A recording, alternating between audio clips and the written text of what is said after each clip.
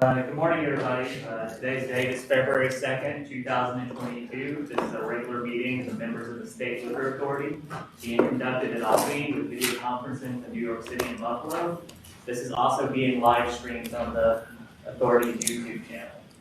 Present today are Chairman Bradley, Commissioner Fan, Commissioner Ford, staff in attendance, General Counsel Meyerhoff, Deputy Commissioner of Licensing Donahue, and myself, Secretary to the Authority Roper.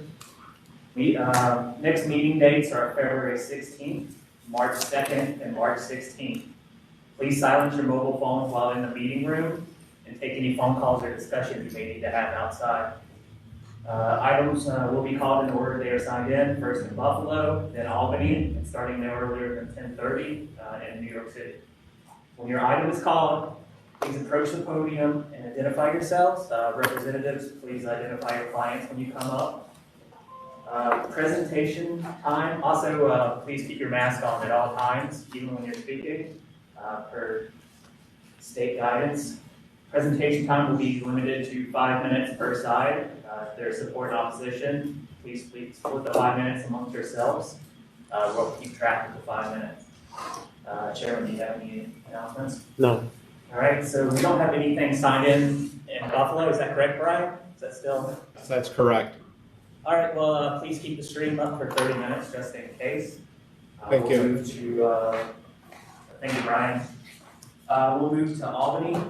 First item is 298. That's Robert GIORDANO. Good morning. Hi. Morning. Patrick DeLuca, my client, Robert GIORDANO. We have submitted a request because of the unusual circumstances here.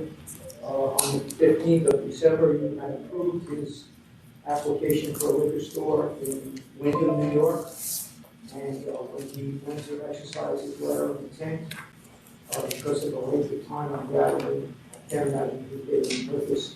He refused to honor his letter of intent to rent him that building, and he was able to find the adjacent building, which is 85 feet to the right of this building, and it's approximately the same size. I think it's about 3 or 4 square feet smaller, and we were hoping that... Mr. DeLuca, how many of these applications have you done for a liquor store? Approximately. In the hundreds? And you're familiar with the fact that our application requires a binding letter of intent or a lease, correct? And this one didn't have either. It clearly wasn't binding. Well, sir, we submitted it with the application. If the Signed by who? By the landlord. And Not by your client. we submitted the letter of intent that we got from the landlord. The authority acted upon it. There's no question we made a mistake by acting I don't upon think it. it's a mistake. It is a mistake. No, it was clearly a mistake by licensing Well, that's- to not But it's also a mistake that was created by you. If it was an unacceptable letter of intent, we would have. Then why isn't he in that spot? That's what the letter of intent says. Once I get the license, I'm gonna lease this spot. I don't think that the landlord ever expected it to take as long as it did. Why Is there something else in that space? What's happening? Is there something else in that space? The landlord selling the building. He informed me when I went to him, he was I selling see. the building. And I had asked him, when we negotiated the lease and got the letter of intent, he said if there was ever another tenant coming in or he was gonna sell the building, he would give me first right of refusal. I called him on that, and he refused. He said he's gonna stay with it. He was not gonna let me counter offer the offer for the building. You know, I understand that there's issues here about the process. I don't know anything about it, I have to be honest with you. I just know that, I can't, 11 months, I don't know how we can think that someone's gonna hold the property for 11 months, even with the bond, even if it was bond, he could sell the property anyway if he had the right offer, and then I'd be in the same position. Maybe I'd have a civil case against him, But it doesn't, I'm not saying that he was not in a difficult position. What I am saying that we have processes here that Mr. DeLuca is fully familiar with that clearly were not followed. And granted, we made the mistake of approving it, someone missed it on our end, or it would have got denied. It should have been denied before it ever got here. If they had asked for another letter early in the process, we would have been able to get it. Sir, I appreciate that, I do, I just, you know, No, the problem is now what should be done here is it should be denied and we should start over again. That's what should not be done. And then you're stuck for another 6 months without a license. I'm asking you not to. We can't just move a liquor store from one building to the other without anybody reviewing anything.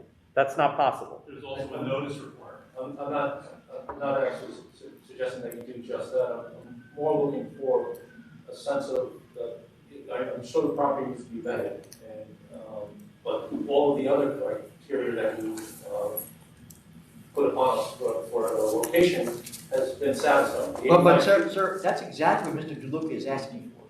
Well, The request is, Mr. DeLuca, hold on. The request you sent to me was just change the addresses. No, I didn't get the email I sent to you said, this is what happened, what is the process, it's never happened And you before. asked, What should I do? you asked me to change it, to just No, I did issue a not, license. I still haven't. What, at the end. So do we. At the end, I said, what is it we're supposed to, your answer was to request reconsideration, and here we are. I never believed that you had the right to make such a change. I didn't even know they can make such a change. So for me to ask for that is absurd, I didn't. I asked you what can be done in this What do you want to do? circumstance, it's never happened before. All right, well, I don't need to hear, it's never happened before because it's pretty clear what's supposed to happen. That did not happen here. I don't want to hear anymore, thank you. Can we're gonna vote. Commissioner Fan? On the What do you want to We do? just send it back. Send it back to licensing? Yeah. All right, I'll send it back to licensing. Grant the reconsideration. Yeah, I'll send grant it the back. reconsideration. You're gonna have to vet the whole building, and if the building's not legal, it's gonna get denied. Okay. But look, there's a notice requirement, right, Tom? You're gonna have to, I'll put the notice on today. you're gonna have to submit an amended application Yeah. with the correct address. Okay. You're also gonna have to, as council indicated, there is a posting requirement. All right? Okay, yeah, it's on, oh, yes. Right, Sure. and the reason, just apologies, the reason you have to go through it is there's a law that says that the world is entitled to notice that you're gonna put a liquor store in that spot, right? And it's possible someone could come in and say, oh, now that you're saying this spot, I object, and the board would have to consider that. So we have to go through that process, whether it's the same length that it took to get the first time, I don't know, but that at least. I assumed we'd have to reply. I just didn't know. Well, in that vein, as council pointed out, do you want us to go back? I mean, we've already sent, we can notify the closest stores again, but do you want us to go through and get the gross sales again? or are you satisfied with what we have? Whatever Just that is the notify- fastest. Do the notice, notify the stores, and then if we get no objection, and the location is legal, meaning that there's not 20 stairs up to the top of it or whatever. I don't know that you know what is legal. And that as long as there aren't any objections and it is legal, then just give it to them. I think we should, Or send it back to us and No, we'll we're give it to gonna- them. yeah, let's- yeah, I So, think we should also send notice to anybody who here. Yeah, Well, my suggestion would be that we would, our secretary's office would Right. notify everybody who made a submission, so let them know that we're going back and moving. Or here at the meeting. There's only one objection at the time. Yeah, so, you're really just moving to the building across the parking lot. Yeah, it's attached to the parking lot. Yeah, I can't imagine there being any issue other than the fact that we gotta make you go through the process like everyone else would, so we're not gonna make precedent on this, okay? So I'll vote for recon and back to licensing as well. Chairman Bradley. yes. All right, so recon granted, it's going back to license. Thanks very much. Thank you very much. good luck. Next is 250, that's CARROLL Holdings, Inc.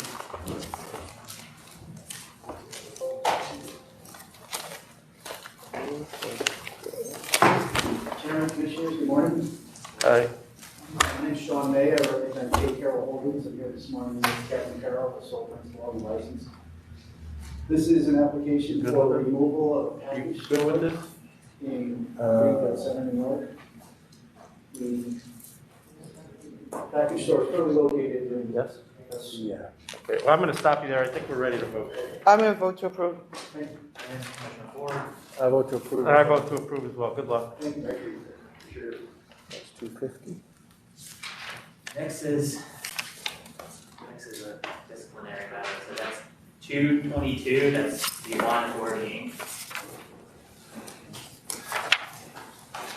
Well, ICC, Martin Associates, my name is Sworn, and I have the principal, Phil Salerno, with me. Good morning. Before we even start, I've watched a few of these, and I don't want your honors to think we feel, as some of the other attorneys have. I'm gonna stop. What number was this? 222. 222. How not actually serious this matter is.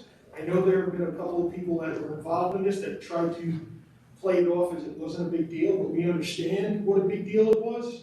And my client is truly remorseful for it from 2.5 years ago. And based on everything, we would ask for a fine instead of cancellation. Mr. Solano has a family of 4 he supports, among other things. And we don't believe that the evidence showed that he was a ringleader of it. This was more, I think everybody was kind of doing it. I'm not saying that makes it okay. What I'm kind of saying is that they all made mistakes. I'm sorry, tell me your name? Phillips. Yeah, but it says in the court decision, in the ALJ decision, that he stated that he initiated the co-op buying activity. I don't understand why you're saying that he No, did. he never said that, he never said that at the hearing. No, all the other. All the other witnesses did. No, they didn't, in their statement to that, their statements actually said. And I've made my stance on these cases pretty clear, so I don't care if he's a ringleader or not, to be honest Well, with you. we do understand that, and I was watching the January 4th presentation you made, we do understand that. We would ask that he be given the courtesy of Modica, who was involved with this, and I have Lake Village Wines, I think it is, Lake Liquors, and be given a fine. I just need to make something clear on the record. And we have your submission in which you take issue with the fact that he's been called, that he spearheaded it, or that he was the ringleader. And just for the record, the evidence that I don't think you can dispute, well, those words may not have been used by the witnesses, which is Mr. Salerno, who approached the others, suggested that they participate, initiated the co-op buying, then they committed the co-op buying together. And that has been characterized as spearheading, ringleading in some way or other. Well, And it is the basis on which the board distinguished their disciplinary decision when the CNC was brought to the members seeking a $20,000. But if we read all the affidavits, I think it was only Mr. Modica who said that the other affidavits we have say exactly the opposite, that there was no ringleader. Well, I mean, Well, we got testimony in front of an ALJ. they said Well, maybe but testify. you're again talking about semantics. They said that there was no ringleader, but they admitted when our investigator interviewed them that he initiated their involvement Well, by soliciting them to participate. Well, and That did or did not happen. it didn't happen at the point of my client, and again, to take issue with that, Mr. Chairman, you were a prosecutor at one point. Would you allow somebody to just say something in a conversation, then sign an affidavit that actually refutes? You're talking to the wrong guy, because I don't care. The fact that he engaged in this means, in my mind, he should not be licensed. No, And not only that, he acknowledged why he engaged in it, because he couldn't compete. If you can't compete, you shut. You don't go and break the law. We understand that, and we didn't come here and say like some people that it was only trading. No, we understand, my client understands that. He has had many sleepless nights over this, over the last 2.5 years. But you're talking to the wrong guy, is what I'm telling you. Your only hope is these two, not me. Well, again, he's had many sleepless nights. He understands, no matter what they did, it was wrong, it was not so bad. We understand no matter what, it's at the same level of being incorrect. it is so bad because it basically is, these laws were put in place. I'm agreeing with you, I was agreeing with you, I wasn't saying that it's not so bad. It goes against every tenet of what the three-tier system is about. We're agreeing with you, he understands the mistake he made, and he would like a second chance. Yeah, but this is the one thing we warn people about, whether he was warned or not. I'm sure he knew it was illegal. If he didn't know it was illegal, he shouldn't be in the business. And that's my point, that you can't, because you're not doing as well, decide that you're going to go out and team up with other liquor stores. If it was legal, hey, I'll be the first one to tell you to go do it. But it's not. And it's anti-competitive, and it's completely wrong to do to your fellow, basically your colleagues in your area. I agree with that. The only other point I would bring out that 7 locations were brought up, 7 different places, and only 3 received any discipline. 2 got fined. We can prove what we can prove. That's all I can tell you. Well, But I think we've heard enough. All right, Commissioner Fan? Can I talk for a second? Sure. I'm sorry. I just want to, I'm a single father raising 4 children. This is everything I have. I made a mistake. I haven't been able to sleep for 2.5 years knowing what I can do. I promise you guys, I don't know the statements. I am not a ringleader here.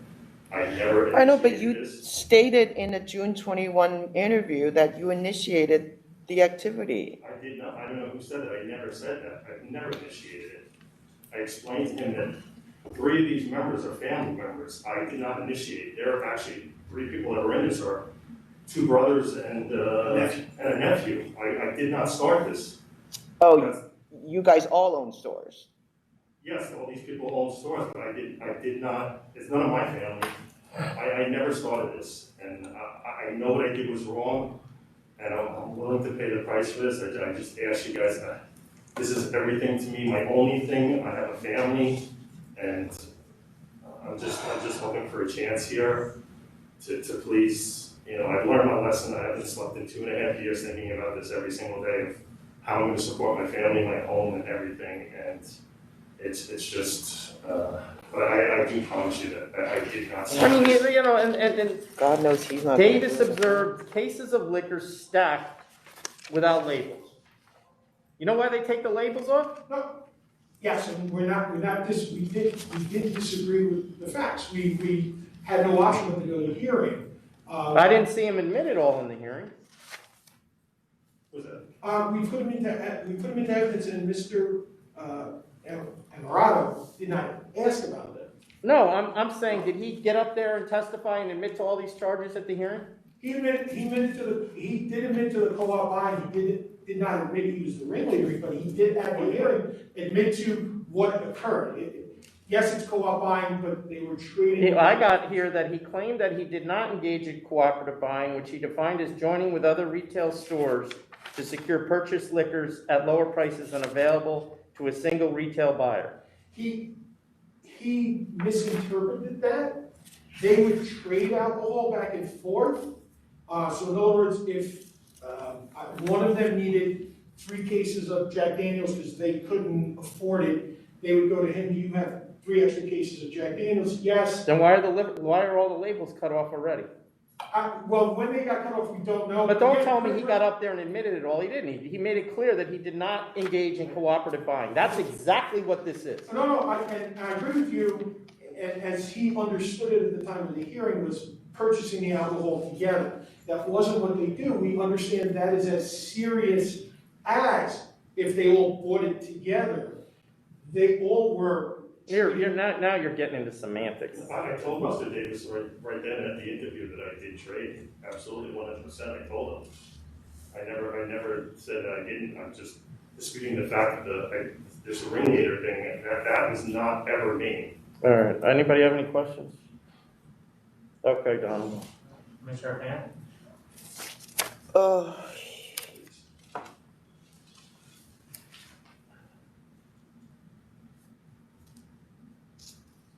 I'm at 50,000.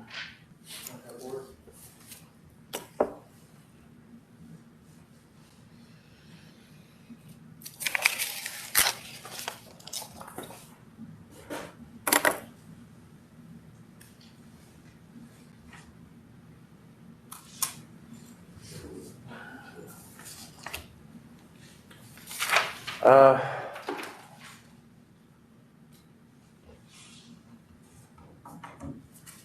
you're telling us here conflicts what's within the record. That apparently, I don't think it would be in the record if you didn't say it. No, and Commissioner Ford, he did, and that may have been partly my problem for maybe even how I saw it as more of buying and not the trading, but I've subsequently learned, and actually the ALJ did explain it to me, that it's all the same. And we agreed and said it is all the same, and it's as, they're both bad, for lack of a better term. They're both wrong. They're not, there's no distinction. It's the same thing. Yes, but what I'm saying is at that time, he didn't understand that distinction, and even I did, and I will admit, I had to be schooled by ALJ, the Caesar, about that. But again, he definitely has to learn his lesson. And the last 2.5 years has weighed on him heavily. And that's why we would ask you impose a fine commensurate with Commissioner Fans and give him that second chance. I'm gonna go with Commissioner Fan and do 50,000 as well. And Chairman Riley. Cancel and bond. Thank you very much. Thank you, guys. Next is 220, that's Rusty Deli. Pull up 237. Is that a New York City case? What's that? Is that a New York City case? Yeah, but it's disciplinary, so no one should be in the city. Are you- The licensee in the city. What number is this again? 220. Good morning, John Springer from the licensee. In New York is Thomas Murray, the principal of the licensee, he's the sole principal. So back to here, initially there was a global offer. We went to hearing on the first case, so that's the one, it's 220. This is now for a penalty on a security guard license charge that was sustained by the ALJ. Filed a controversial, but if you're inclined to sustain the charge, the mitigation, I will just offer that in a light. Well, so, with this hearing, no, because I have a problem with the evidence. I think the hearing has to go back to the ALJ, and I'll explain why.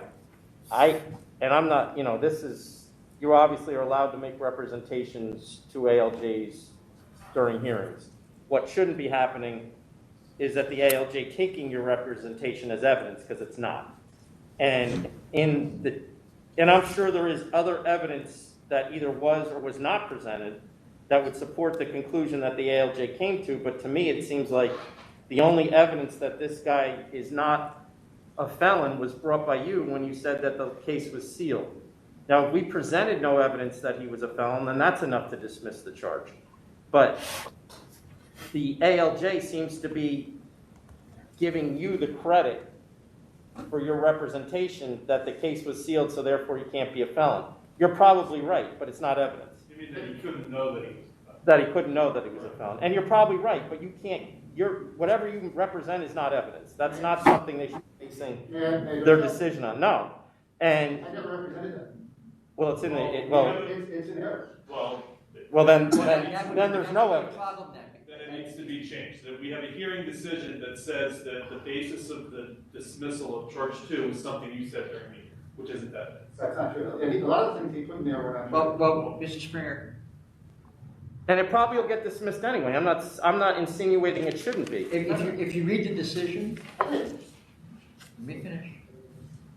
I mean, I came away not knowing whether or not that statement, and I'm guessing that's the same issue that council and the members have. I came away not knowing if that statement factored into the, and I think that's the issue. Yeah, it should, and it shouldn't have.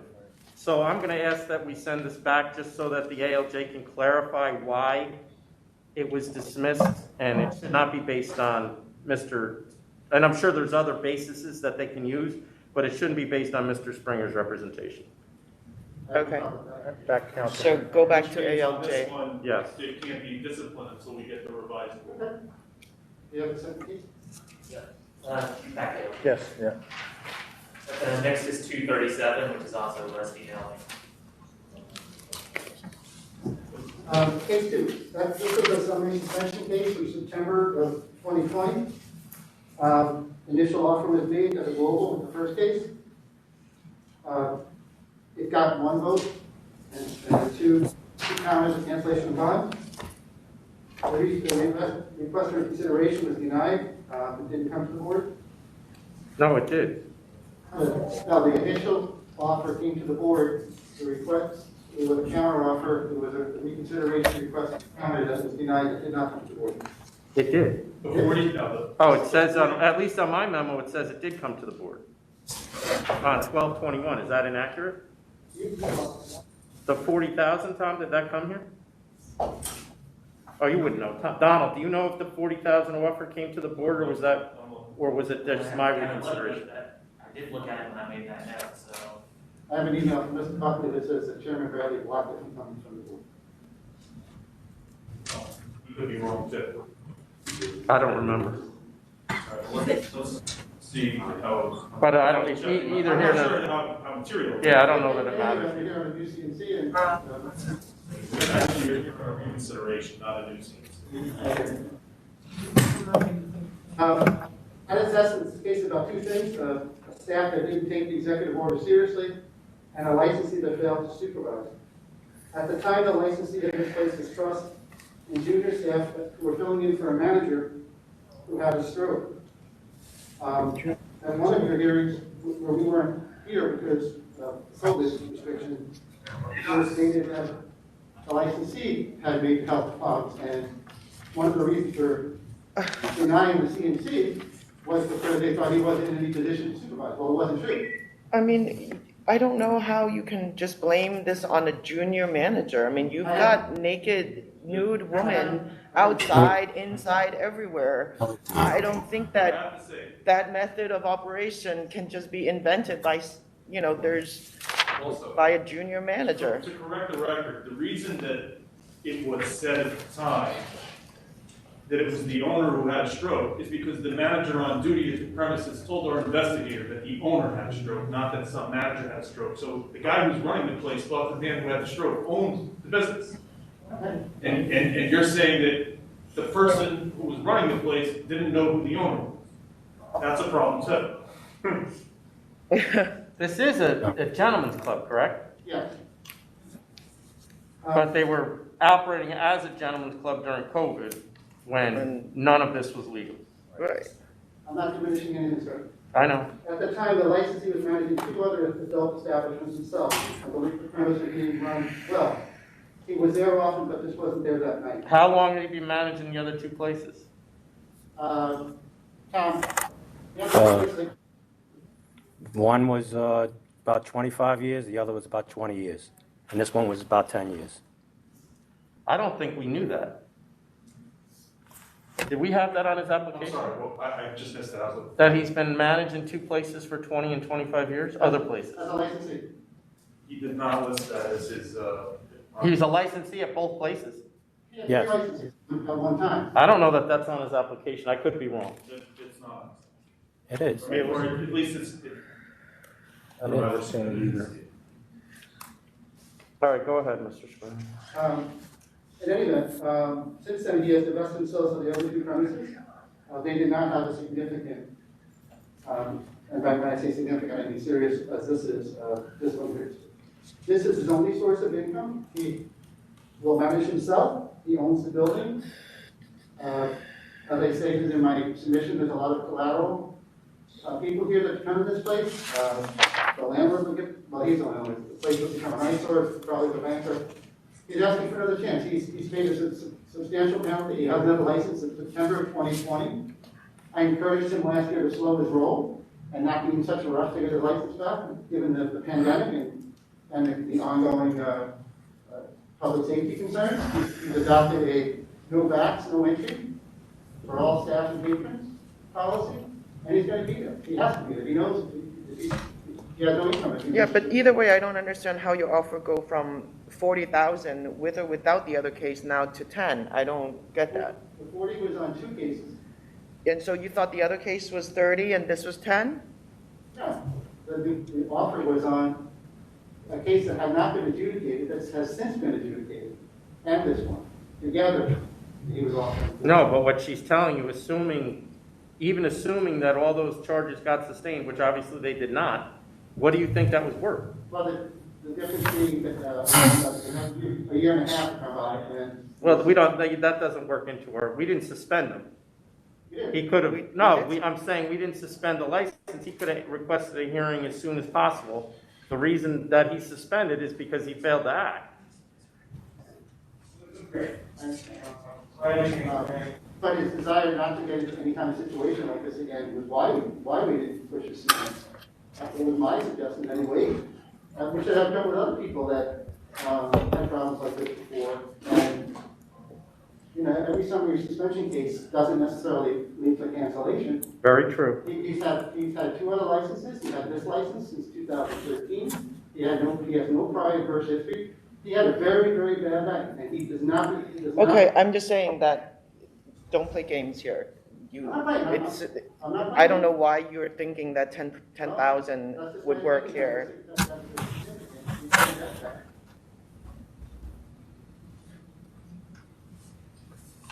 Well, We seem to be missing Take it an off. agenda sheet for, on Um, this case, so I don't know. I got First it. of all, I don't even know if the offer was made on this case and the other case to begin with. It might have just been made on this case. No, well, at least our memo indicates it was to settle both. Right, but looking through our computer system, I don't see. So this didn't go before the full board, the initial $40,000 request. So then I must So have, even I the must third- have I misread rejected. the memo that, for this. The reconsideration for 40 did not go to the board, but I don't see the agenda sheet for the $30,000. Because it might not have been made on both cases, it might have just been made on this one case, while the other case was out there. It was a global. 829. Well, I got it. Do you have the I got it. CNC, a copy of it? So that we I can do, see? I do. And it was for both. $30,000? Yeah, it was on 11/10/2020, and it was for both, the agenda. Just to go back to the question about what we knew about where he was managing, the person in question here for this application mentions one of the other places, not both of them. They were both licensed at the time. But he was the licensee at both of them. Yes. Okay. We had a meeting at 12/1/20, and so this is denied on 12/22. No, I must have done that myself. But the original offer was 30,000. It was for both cases, and it was on November of 2020. And got one yes vote. Okay, Donald. Commissioner Fanning, ready to vote? I'm at 50,000. What was that, Brandon? Yeah. For both cases? Oh, we can't do the No, other I case, can't do right? the other case. Okay. Yeah. They'll get another fine when that comes along. So you're ready to down to this case. I originally voted to accept the 30,000, so I'm going to stick with that.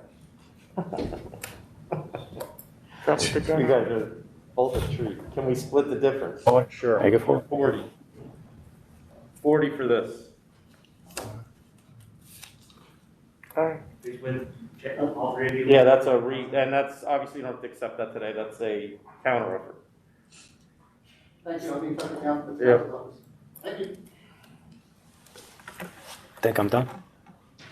Thank you. Yes, thank you. Thank you.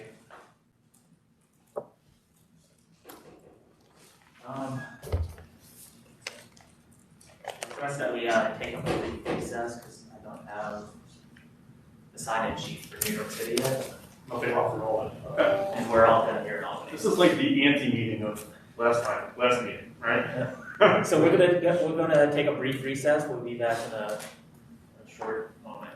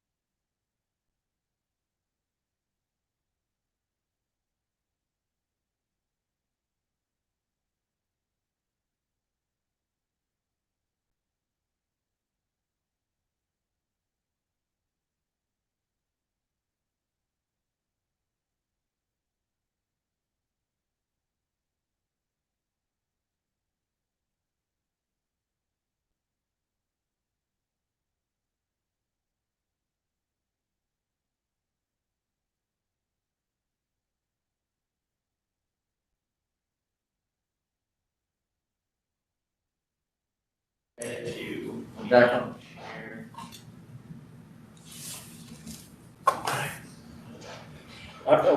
We're back on the record after a brief recess. Next, the first item, well, in New York City, I want to remind everyone that the next meeting dates are February 16th, March 2nd, and March 16th. Please silence your mobile phones while in the meeting room and take phone calls or conversations outside. When your item is called, please approach the podium and identify yourselves. Representatives should identify their clients. Presentation time will be limited to 5 minutes per side. We'll be keeping track of that. That 5 minutes is split among everyone on each side. And please keep your mask on at all times, even when you're up at the podium. So the first item in New York City is 253, that's New Oriental Guyana Restaurant, Inc.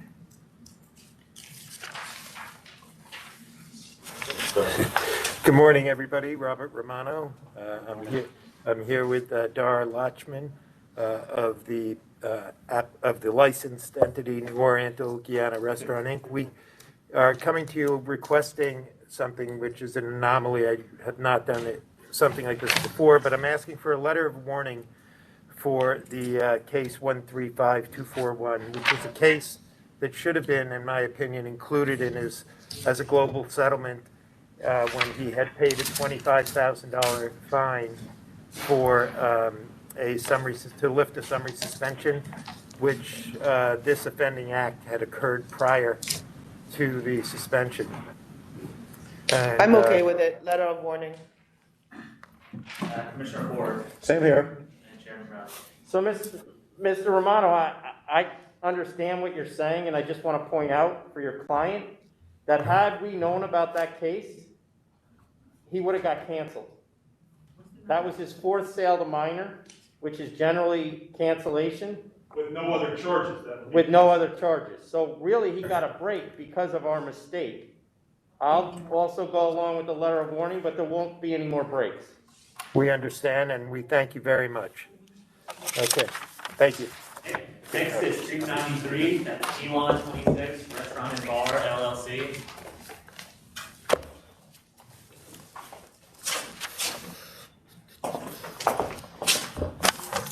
Good morning. I'm Jared Cooper on behalf of the licensee ILAN Restaurant and Bar LLC, and I'm here with the applicant's principal, Ilan Fattar. We're here because of the 500-foot hearing. There was an issue regarding the capacity of the premises. When we initially, my client got this space and was told by the landlord that the maximum capacity was 256 people. And so when we applied for the application, we looked into the building department records, and there was some question about the application that was submitted before my client took possession. And, given the new building department, regulations, we couldn't find in the system the 256 application.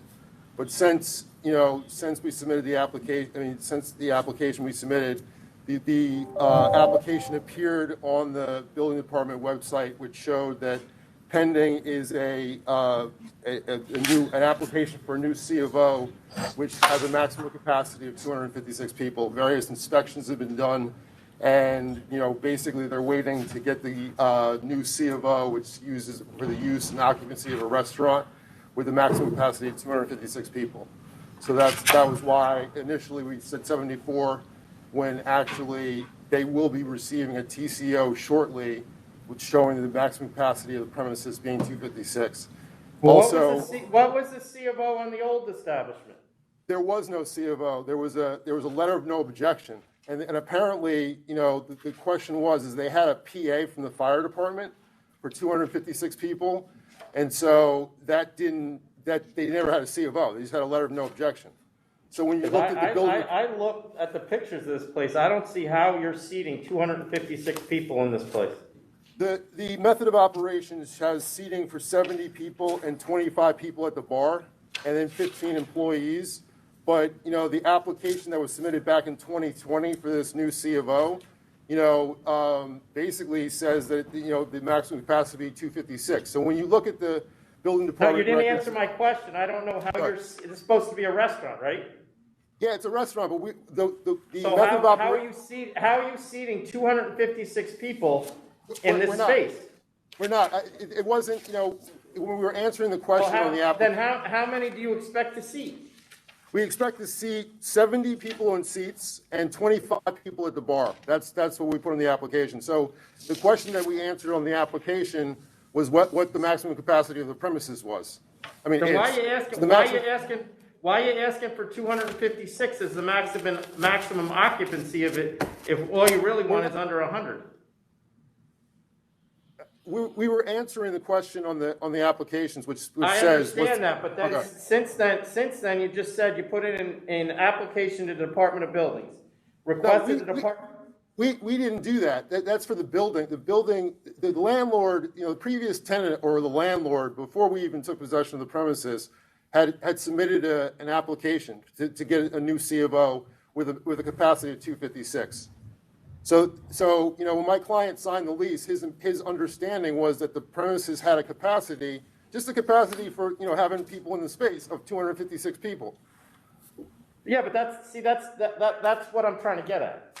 If Okay. you're trying to put even 200 people in this place, it's not a restaurant. It's a club. And based on Okay. what he's asking for, it looks like a club. Well, Right. Looks like. And the last time there was a club here, there were big problems. I And he has no understand that. experience.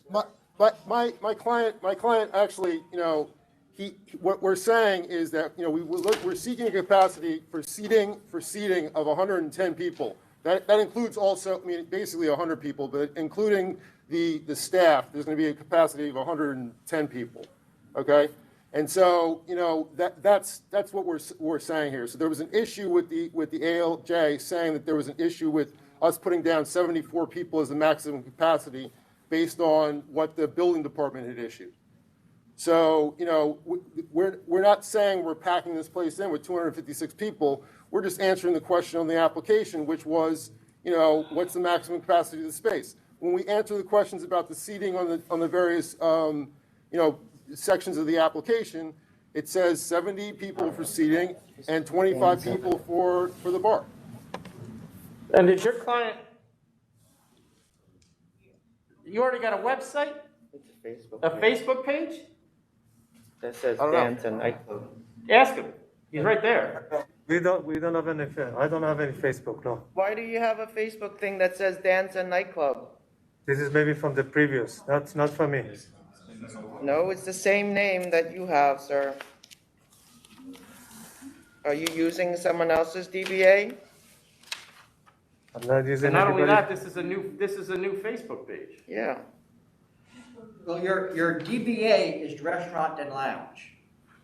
Yes. Yes. I don't know what it is. So you're gonna have some kind of lounge component. No, he called this on the Facebook page. He calls it a nightclub. But even with the DBA he's given us, Yeah, that is under the DBA. The DBA What was is the name? restaurant. What was the DBA of the old place, Donald? Do you know, or Tom? check. Lucky Seven. There's so many issues here. I mean, you're investing 40,000, the rent is 30. I don't know how you're operating this business. The 500-foot ruling came out against you. Lucky Seven was the name. Your community board steps are just steps. I don't really see an approval from the community board. So there are multiple layers of issues here. Can you explain how he's gonna open this place with $40,000? He works in construction for the last 20 years. The money, the $40,000 was a gift from his construction company, which he's the sole member of, to this business. Did we see a check on that? Did we see the check? Was that cash? How was that? How was that gifted?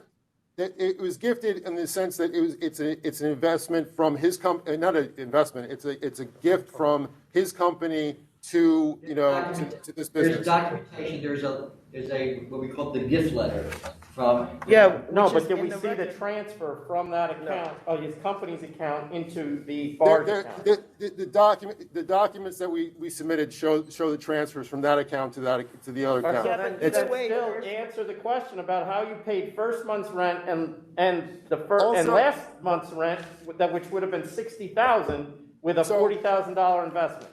So the And then documents paid then paid insurance that you're gonna have to pay. You're gonna have to pay for employees, you're gonna have to pay for liquor, you're gonna have to pay for food.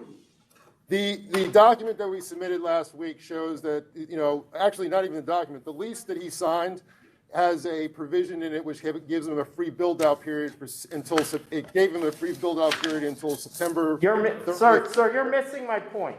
Okay, He could have a free build-out period for a year. right. What he has told us is that he has put $40,000 into this venture. Yes. In order for him to open his doors, we know it's gonna cost him more than $60,000. Where is the other money coming from? The other money is going to come from his business that shows the bank statements that show that he has over $90,000 consistently in the account. So, he's got a personal guarantee on this premises, so, he's obligated to take care of all of his rent himself But personally. that's supposed to be on the application. Well, his initial investment, because of the free rent period, was that he transferred the $40,000. His intention to carry the business, if it didn't open, was to transfer additional funds from not his personal account, from his business account into this account as he had done for the initial investment. And his explanation for the Facebook page is what? It's not his? They don't even mention, is my name over there? No, but the name of your bar is, and the address. What's the name of the bar? La Pampara. I just saw it. You should probably go look at it. One other thing to put on the record, representative for this licensee in his submission made a legal assertion that it's impermissible for the board to rely on prior adverse history in considering this application and citing the case. Just for the record, there are cases in New York where the board's decision to rely on the adverse history of another, a prior occupant of the building, was overturned. That was the only issue in the case, whether that was fair. There are other cases, and the board has, in the past, and several times while I've been here, in assessing whether a licensee with no experience has the character and fitness to operate a place that has the potential to cause trouble in the neighborhood. The trouble that's happened at the premises in the past is relevant, and it's not impermissible for a while. So I just want to make that point. Members ready to vote? I have one other question to ask you. You're Ilan Fatir, correct? Yes. Sir? Okay. This Giselle Rodriguez Ruiz, they own a place next door to this place? Am I reading this correctly? It says restaurant bar manager premises has no adverse history and is next door to the applicant's premises. Is your partner next door to you? Another business? There's no partner. There's a manager. He has a manager.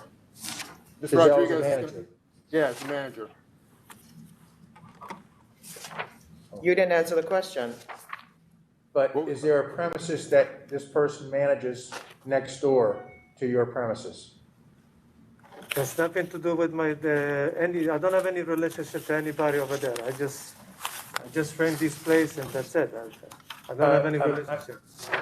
I'm trying to determine if there's any experience on your roster here. So what I'm asking you, it says here the premises that this person manages has no adverse history and is next door to the applicant's premises. That's what I'm asking you.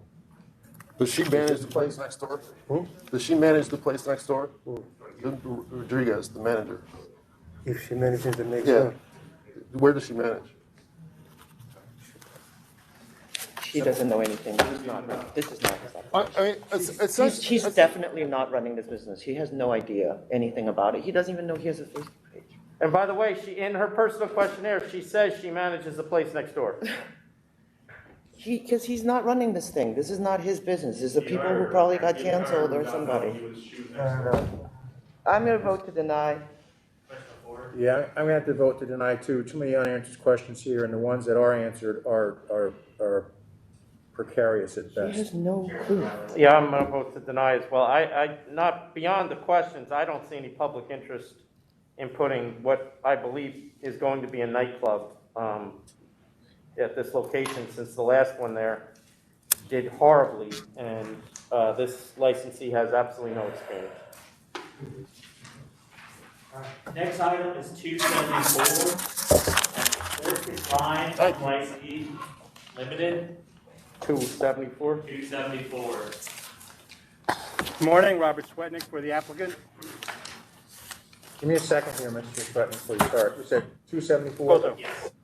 We need one of those deli counters where the number flashes. So this is interesting, because the closest store said they have no objection. Well, What do you think? Can we go off the record for a second? Of course. I gotta ask council a question. We're gonna go on a brief recess, conference with council.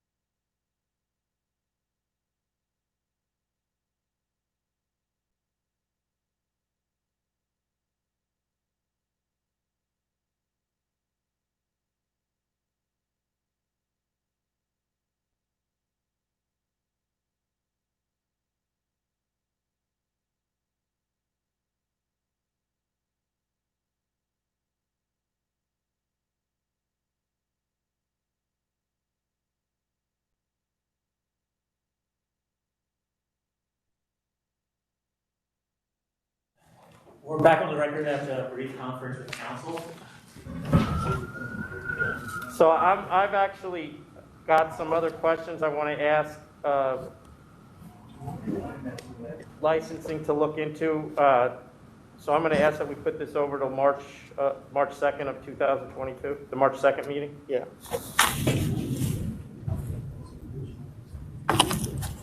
All right, Mr. Swetnick?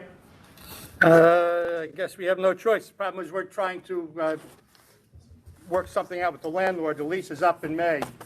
The landlord wants a very large increase, and obviously whether we do it or not depends on whether he has liquor or not. Well, we should have an answer in 2 weeks. 4 weeks. Oh, I'm sorry, 4 weeks. Well, I guess we have no choice. Yes. Thank you. So it's adjourned to March 2nd. Next is 247, that's Kitty Liquor Store LLC, 247.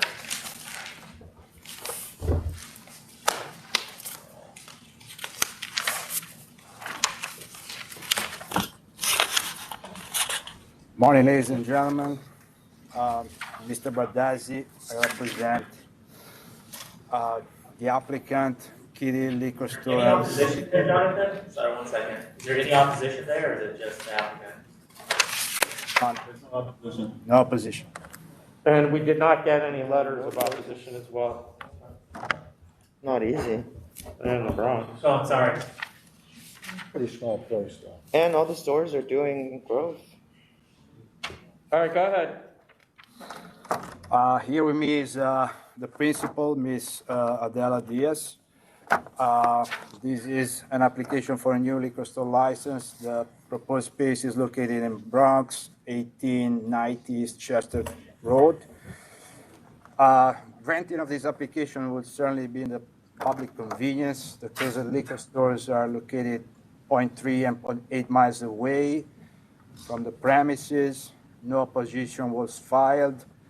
And based, as you already pointed out, based on the information received from the other liquor store, that there is a significant and consistent increase of revenues over the past few years. Ms. Diaz will be employing 2 to 3 resources full time, and she will be selling domestic and local wines and liquors. Is from she New gonna York drive State. down, is she gonna drive down from Orange County every day? I do it now. Yes, I do it now. But you do it now for what? I own 2 other businesses in the Bronx. What are they? I own a salon, which is dreadlocks, and I also, I do taxes, so I'm an accountant CPA. So, It's only 45 minutes away to an hour.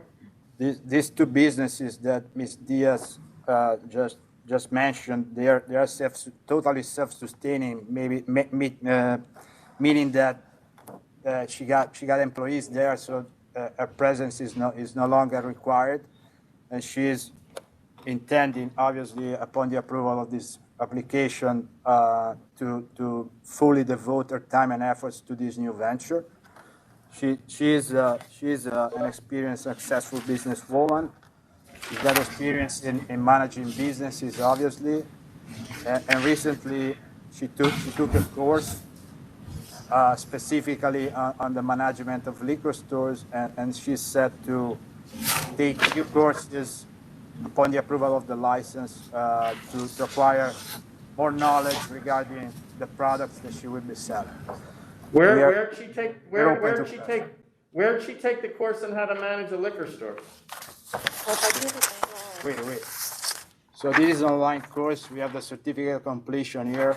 I'm sorry, I wasn't on time to submit that, but it's called E-Tips of Premises 3.1, New York. It is provided by Health Communication, Inc. And It's what? she completed. Oh, she took ATAP training? That's. Sounds like. Does that certificate say it was a alcohol awareness training course? Yes. So it wasn't a course of management?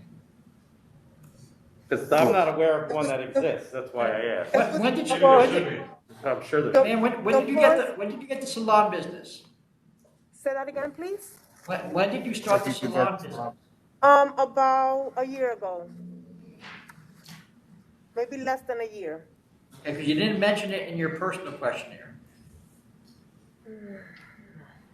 No, I don't think I did. No, we did not. I started the business in August.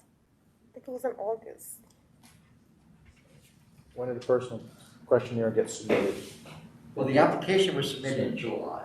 So She says she started in August. Do any of your family members own a liquor store? No. My close friend does. That's where I got all my Where? advice. Where? They're in Brooklyn and Castle Hill, and they've been there for years, since the Okay. 70s. All right, I'm ready. All right, Commissioner Bennett I'm gonna vote to approve. and Commissioner Ford. I'll vote to approve as well. and Chairman Rowley. I'll vote to approve. You want to give her this speech on the co-op line? All right, you're approved. Make sure you talk to your friend about what you can and can't do, I will, thank you. Thank you. because Bye-bye. we're not here to train you, unfortunately. No, thank you. Bye. Thank you so much. Come on. Next is 295, that's NYCL Acquisition LLC. Good morning. This is Lindsay Farina for NYCL Acquisition LLC.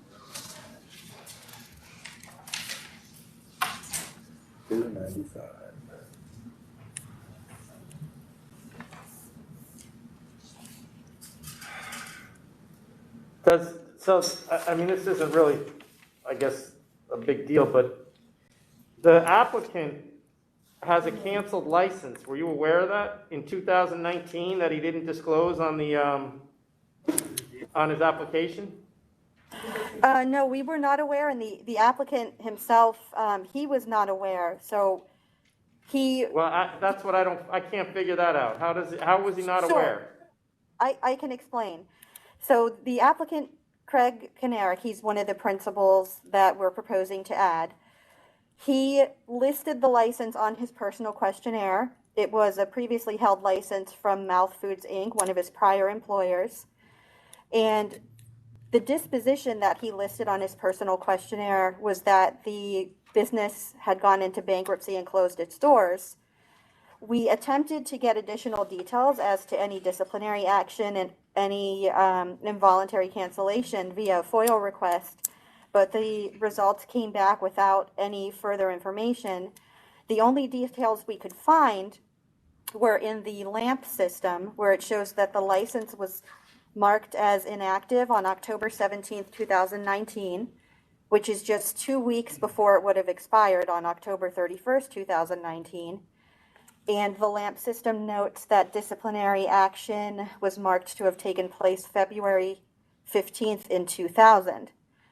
So what we believe happened is that after the physical doors were closed on that business, that we think that package stores opened up in the nearby area and information was requested with regard to sales data.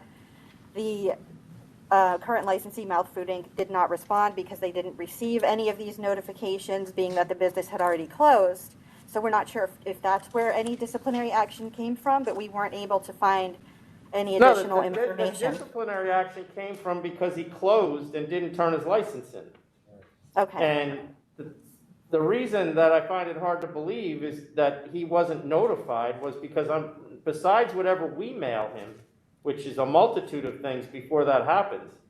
Okay. And it goes to his residence. It didn't go to his, there were multiple principals on this. Yeah, so I do apologize. All right. But he personally did not, he had no awareness of the license being involuntarily canceled. So he didn't intentionally make a misstatement, but so what we would like to do is to give him an opportunity to amend his personal questionnaire to list the appropriate details so that the board he can do that. He can do that later. Donna, we can vote on it. All right, Commissioner Fan? I would vote to approve with the amended personal questionnaire, please. And Commissioner Ford? Same here. And Chairman Rowe? I'll do the same as well. He has a condition of the approval is the amended questionnaire. I would ask the members that there is another application that was headed to the full board, but it had to be sent back to the examiner for non-substantive reasons. If it's the same issue, then. The only reason it would come is for the same exact issue. Yeah, then. Just go ahead and act on that? Yes. Is it the same company? No, there are, the other one is for a Circle Line, I believe. Yeah, they're all actually- owned by, I'm sorry, they're all owned by the same common parent company.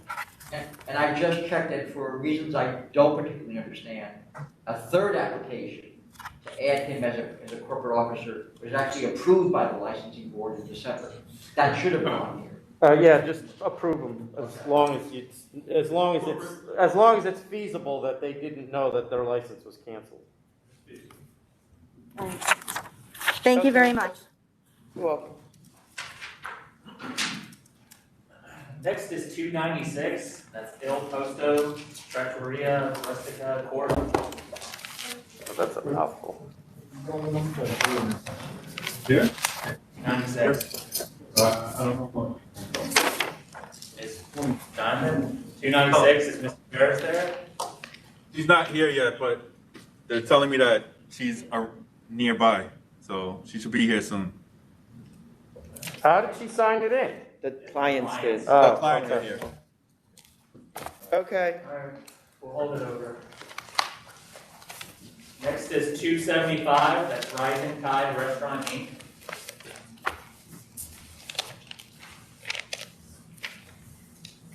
Okay. Are they here? Okay. Morning, my name is Sampa, I'm the representative, and then he's the owner, Mr. Zhao. And then we are here for the upgrade the restaurant wine license to on-premise liquor. And then our operation is Sunday through Thursday, 11 a.m. to 11 p.m. and Friday, Saturday, 11 a.m. to 12 midnight. And then we have only background music, and then there's no jukebox, no live music. This is only the family restaurant. So here's the problem that I have. You applied originally, in your original application, to be a full on-premise liquor license.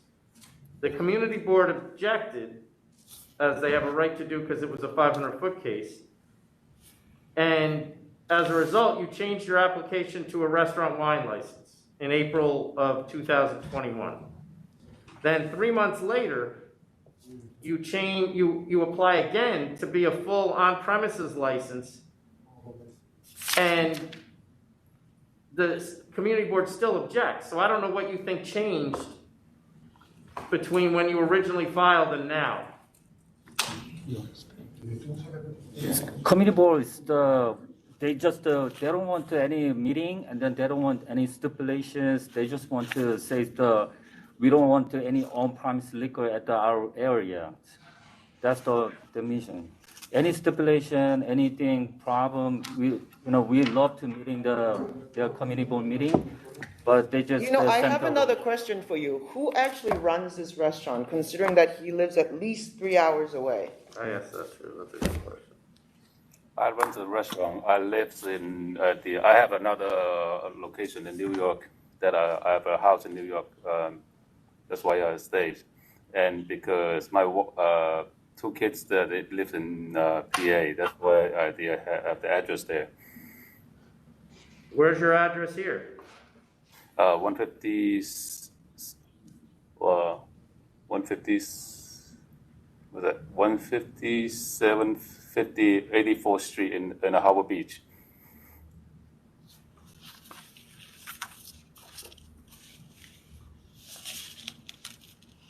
Well,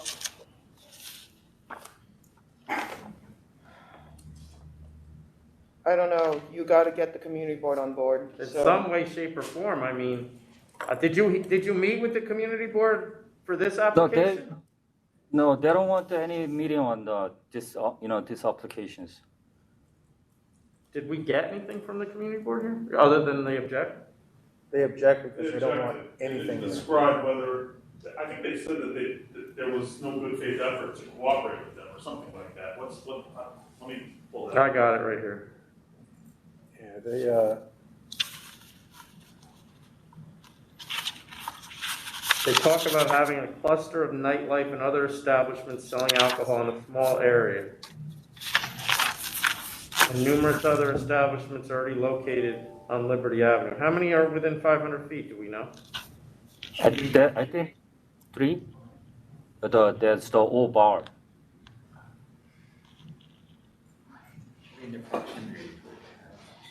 So they're asking us to not grant an exception. Well, they're not really fully understanding the law. I don't think so either. But I mean, you gotta, I didn't hear you. They didn't meet with you, or they did? No, we don't meet the community boards. Well, I'm not doing this without them meeting. Yeah, no. So there was no 500-foot hearing, was there? Yeah, there was. There was. It's that's in your material. And the 500-foot came out no.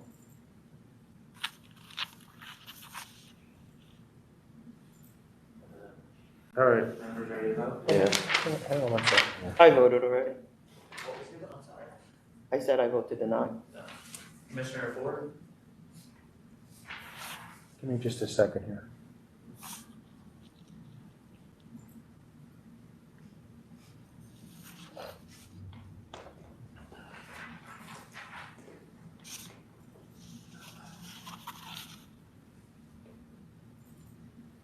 Yeah, I'm gonna go with the,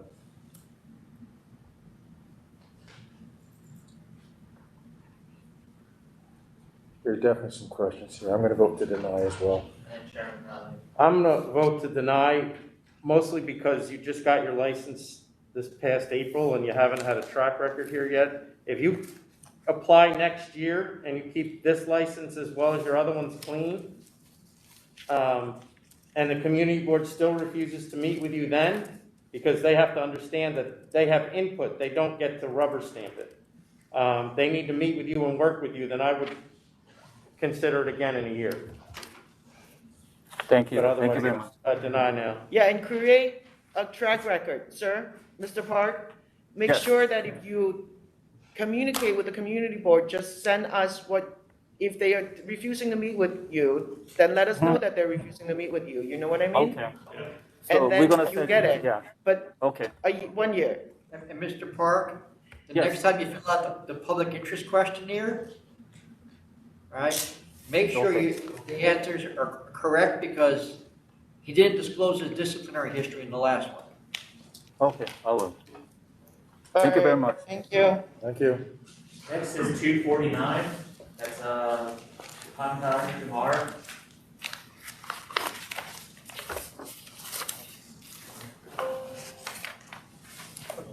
Opposition to this one? 249. I'm sorry, was that Pankaj Kumar? Is there, what was that? Was that? 249. 249, PANKAJ, KUMAR, and is there opposition? All right, no, sorry, that was wrong. Pankaj Kumar. Yes, there is opposition. No, the applicant didn't show up. The applicant didn't show up? Okay. Are you the applicant or the opposition? No, I'm the opposition. I represent 4 of the nearest liquor stores. Is the applicant there? They don't know who the applicant is, so they wouldn't Who recognize signed him it anyway. in? Then the We opposition. signed all it right. in, the opposition. Well, we'll make you sit down for another 20 or so minutes. If they don't show up, we'll do it then. All right, thank you.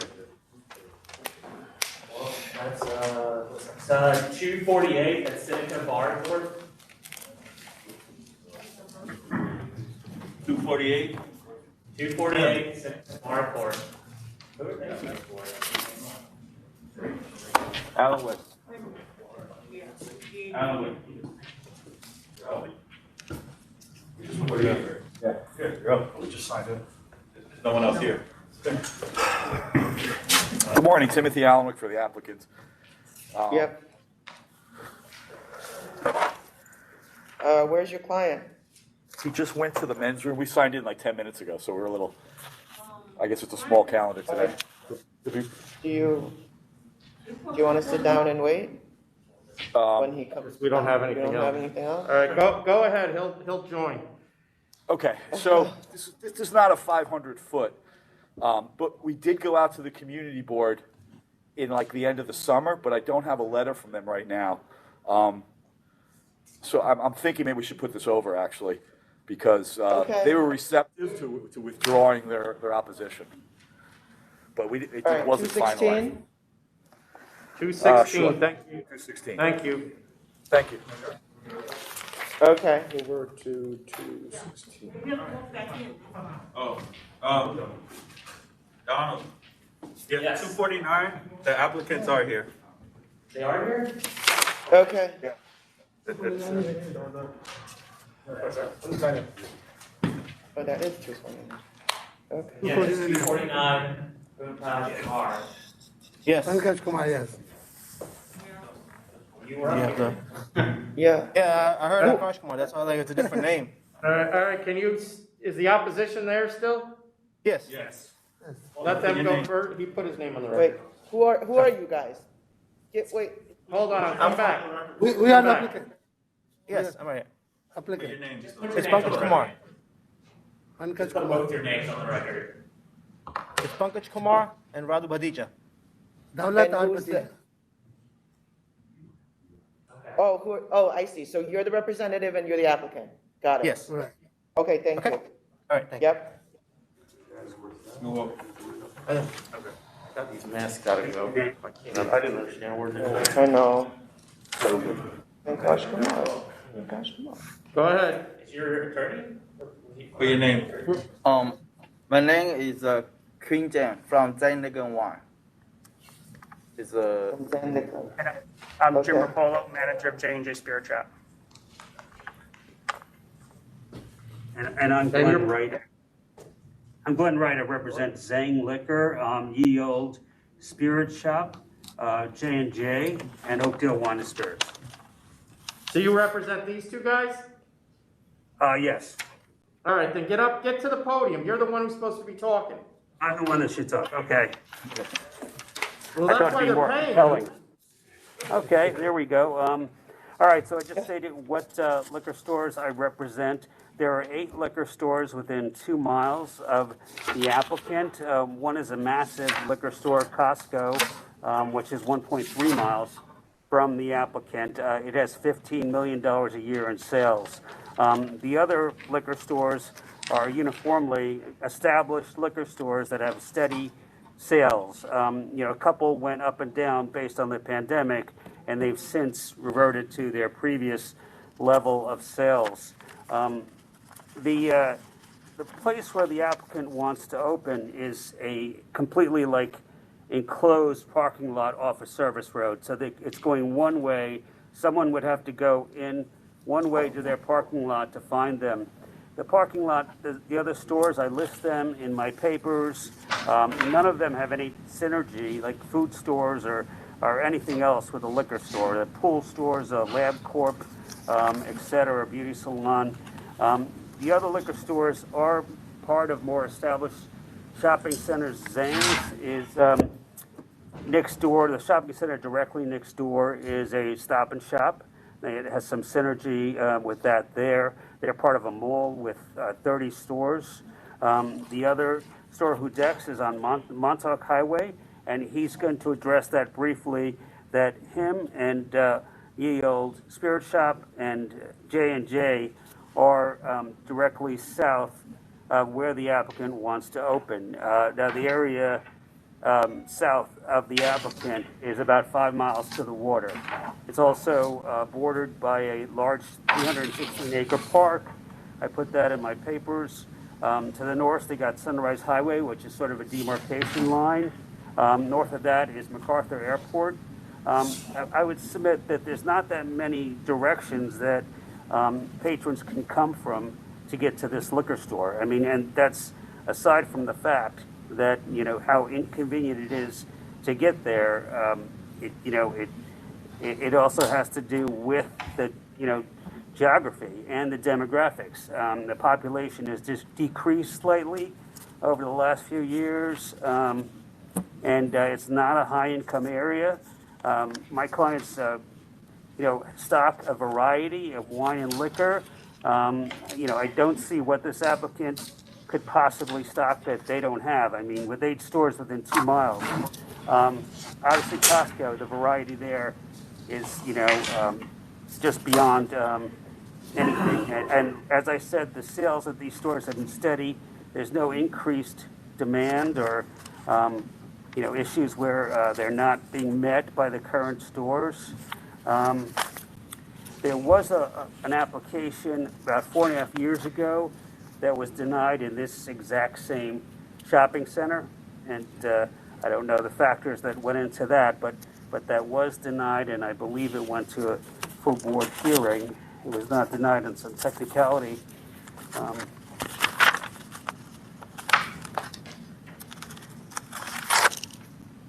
Is that true? Okay. You have a minute left. Okay. All right, why don't you guys talk? You guys talk first. Go ahead. If I can just add where I'm located, there's another liquor store maybe about not even half a mile to the east. There's another one maybe a mile to the west, one maybe 2 miles to the west of me. There's a couple more, maybe 2.5 miles, 2 of them to the east. So these are all south of where the proposed store is going.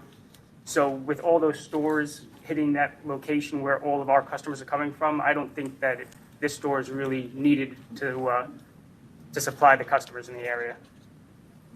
Yeah, he's saying it would choke off demand from the north, and the fact that they've been there so long, they must be, valued by the community and meet the demands of the community. So for someone to sort of choke off, patrons from the north, we would submit is not in public convenience and advantage.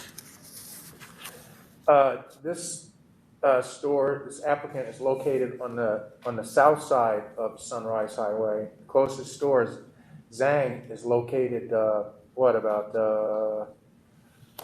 far is it? A little over half a mile, but it's on the other side of a divided highway. It's on the other direction. And Costco is also on the other side of the highway. That's 1.3 miles. But, as I put in my memorandum, the 8 stores are pretty evenly distributed on both sides of the highway. So, I put a map in the papers about that. And yes, the biggest store and Zhang's is in one side, but it also represents a couple of the other stores which are south. And, I mean, even if it were supposed to be, south of the highway where the applicant is, it's still not a convenient place. So it's on the other side of the highway, but, I'm saying it's on a one-way service road, which goes into a dead-end parking lot. Most of the other stores are parts of shopping centers where you could literally drive from shopping center to shopping center. I still don't think it's going to meet public convenience and advantage.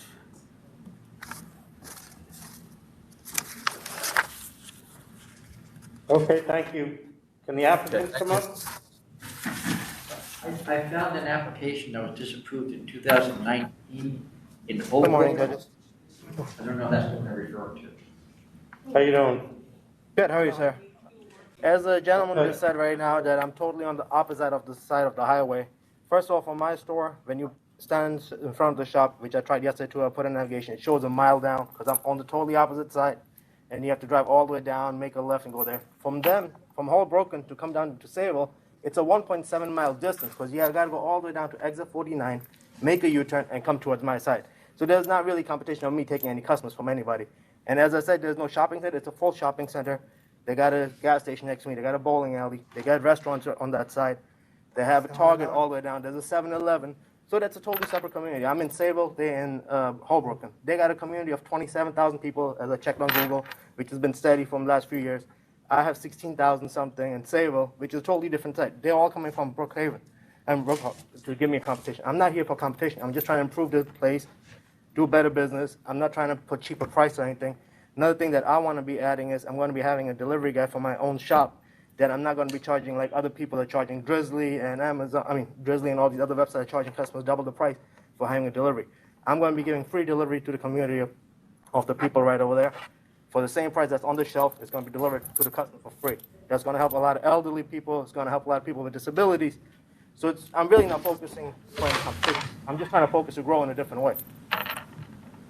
Yeah. And as I said, they have no business. That's because half the stores, as he said, has 30 stores. Out of 30 stores, most of the shops are closed down already. So if this gentleman is not moving from there, obviously he has some business. And as the gentleman said right now, the lawyer said that the sales have been steady. On the application, he wrote down that his sales have been going down from 2017 till now. Well, I kind of question why he said that myself, because the information we have is that the sales have been going down. Except for 2020, which in rural areas, suburban areas, all sales went up in 2020 in liquor stores. Can I ask? Can you respond to that, please? Can I first stop my thing? Can I respond? The gentleman with the opposition, can you ask him to come back up a second? I have a question to ask him I didn't before. Yes. Regarding Zhang Liquor, can you explain why they dropped down to 390 and 20 when everybody else was going up? They were descending from 2017, 18, 19, their 20 was only 390. Any reason for that? Yeah. I believe the chairman just said they're in a shopping mall, and they were forced to close because of the pandemic.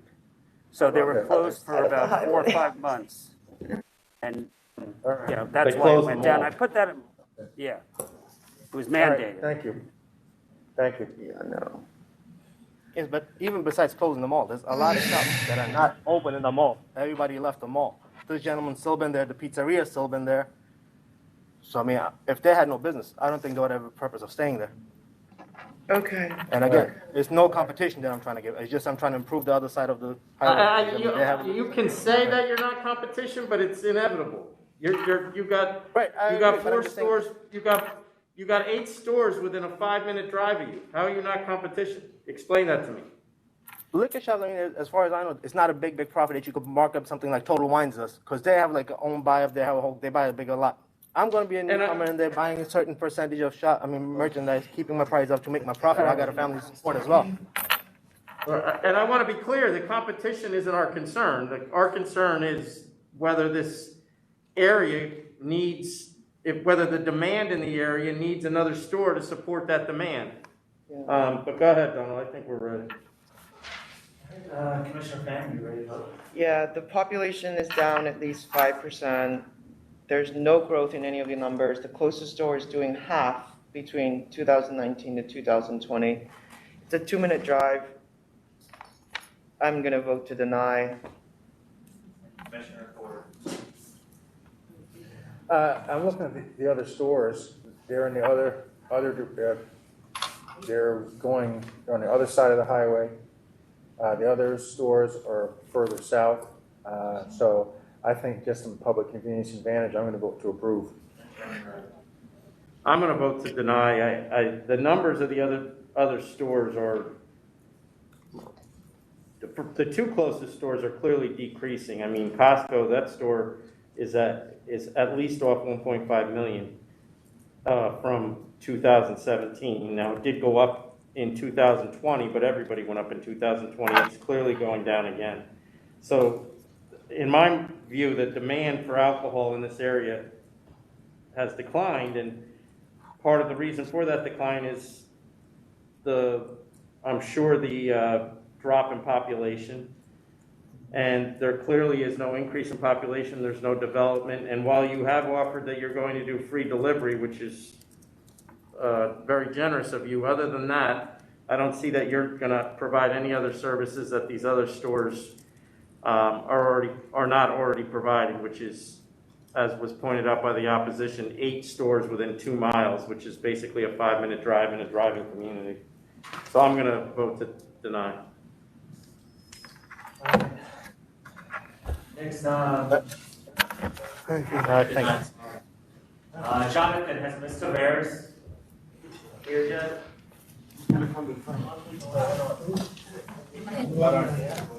Where is she? Let's just go through the lightning round and we can go She's back. walking home. She's what? Yeah. She's walking over. All right, we'll just move on to, there's no one else there, correct? No, there's no one else here. All right, we'll just do some of the. No, we're gonna do the lightning round. Yeah, let's do the lightning round. Yeah. Yeah. When she walks in, we'll do her. Do you need a break? I thought you were doing it because of this. Oh. First is, 221, it's, no contest involved. I'm at 4,000. I'll do 4,000. 4,000. 223, it's, not guilty. 2,000. Commissioner Ford.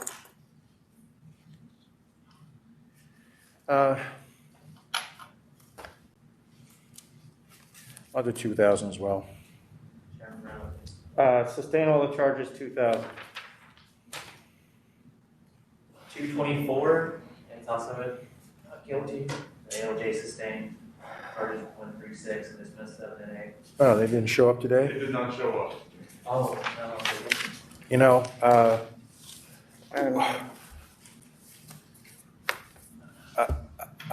Now, they would not have gotten notice, they would have had to look on the calendar to know there was one. No, this is the case that I had communications with their attorney though. Okay, so they. So they knew that they were I going sent out, we sent additional materials to the board, and in fairness to him, I had Mike send them the materials. He initially asked for an adjournment, then he provided a submission in opposition, and Yeah, he withdrew his responded, request yeah. for adjournment. Yeah, he They responded. decided to let it ride, actually, it seems. can we have a moment with council, please? All right, we're gonna go, brief recess for conference with council.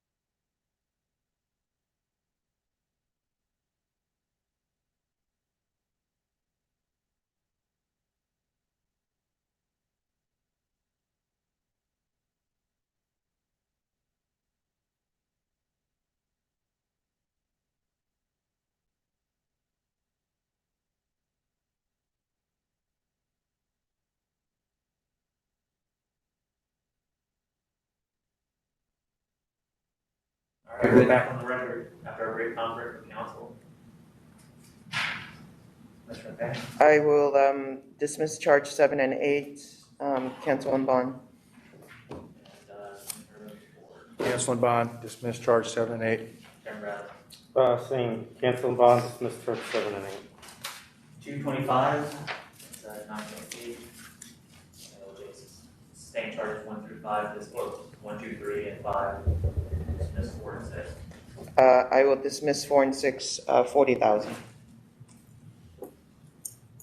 40. Mm-hmm.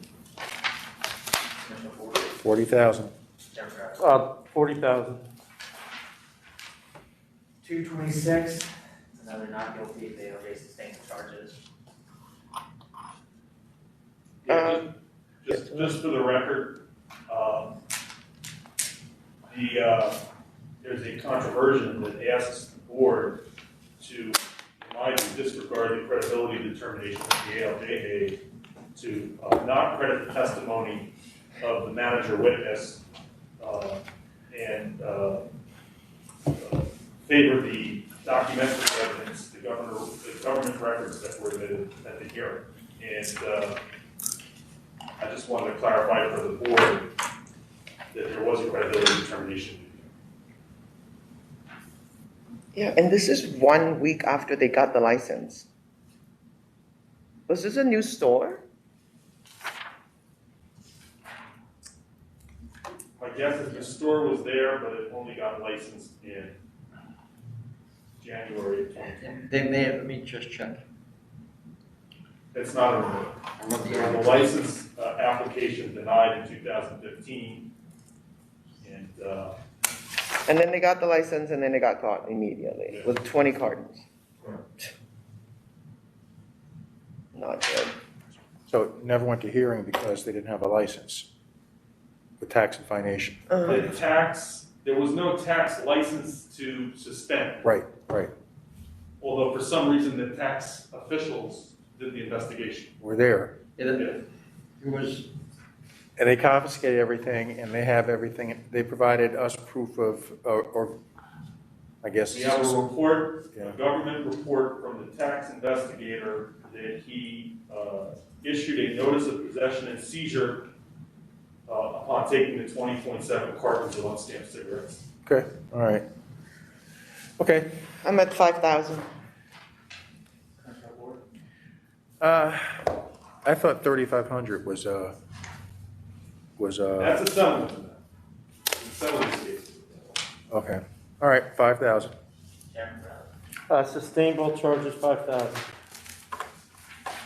227, it's an offer of $750.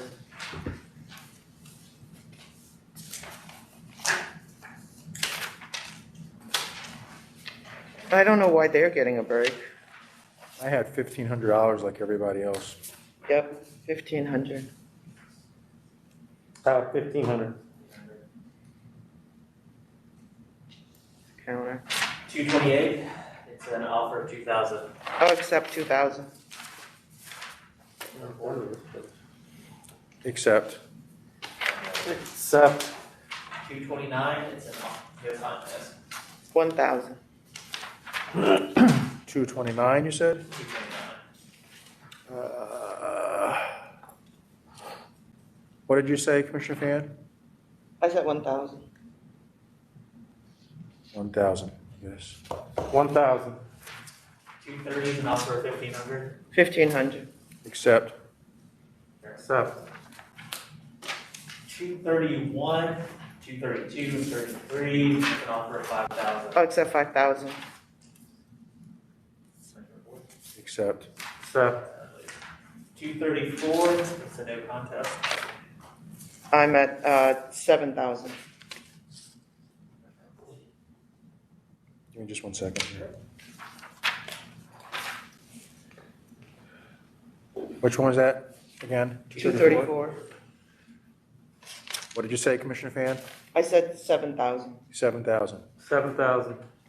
235 is an offer of 1,500. I'll accept 1,500. 1,500 accept. Accept. So 236, so they originally offered, they sent me an email requesting to adjourn to March 30th. March Today we got an 30th? email saying that the clients were supposed to be here, asking for the adjournment. They're not here, but March 30th? the March 30th, their attorney is now out of the country. Originally, they said he was in a criminal trial. Who is it?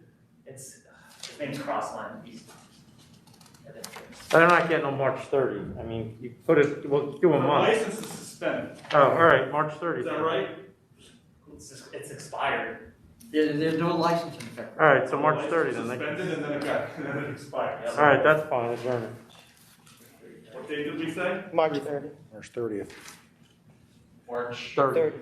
30. 3-0. They originally wanted to pick the date themselves. Yeah. Is that the one who wanted a particular date? Yep.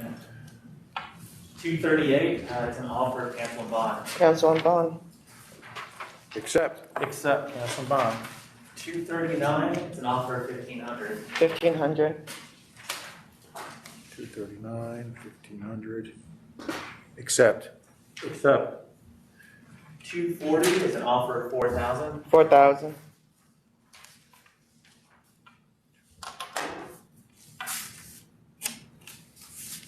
Accept. Accept. 241 is an offer of 5,000. I'll accept 5,000. Accept. Accept. 242 is an offer of 1,200. I'll accept 1,200. Accept. Accept. 243 is an offer of 1,500. I'll accept 1,500. Accept. Accept. 244 is an offer of 15,000. We need, withdrawing counts 14 and 15. Yeah, withdraw 14 and 15, I'll accept 15,000. Accept. Accept. 245 is an offer of 1,500. 1,500 accept. Accept. Accept. 246 is an offer of cancel and bond. Cancel and bond. Accept. Accept. 251 is an offer of 2,500. 2,500 accept. Accept. Accept.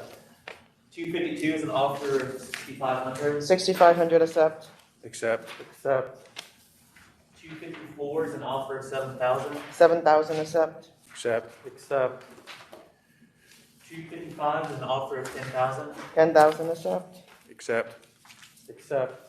256 is an offer of 6,500. 6,500 accept. Accept. Accept. 257 and 258 is an offer of 6,500. I'll accept 6,500. Accept. Accept.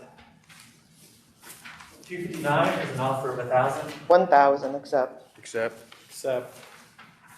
260 is a no contest.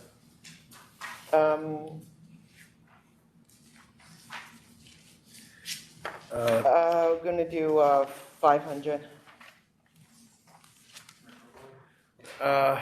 Going back to 1946, no history. I'd go to a letter of warning. Letter warning. I'll do letter of warning as well. 261, it's a no contest. No contest is, Cancel and bond. yeah, cancel and bond. Cancel and bond. 262 and 263 is an offer of 2,500. 2,500. Accept. Accept. 264 is a no contest default at hearing. 3,500. Oh, no, 4,000. Say cancel and bond. Yeah, Surrender. Which case are we? they surrender. 264. They 264. surrendered the license, so probably safe with the cancel. So cancel and bond. Yes. Cancel and bond. Yep. 265 is an offer of 4,000. 4,000. Accept. Accept. 266 and 267 is an offer of 8,500. 8,500. Accept. Accept. 268 is an offer of 3,500. 3,500. Accept. Accept. 269, 270, and 271 is an offer of 5,000. So am I misreading this? Because this is second sale to minor, just to start off with, right? You're correct. Correct. All right. I'm gonna counter at 10,000.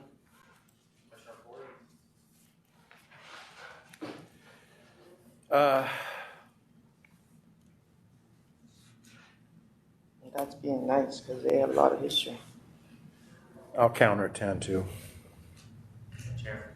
I was gonna accept just because I saw the evidence. You know, can I change my vote? I'm going to accept as well. That was my original. Only, Commissioner Fan, you're absolutely correct. It was just because I don't know that we can prove it. Got it.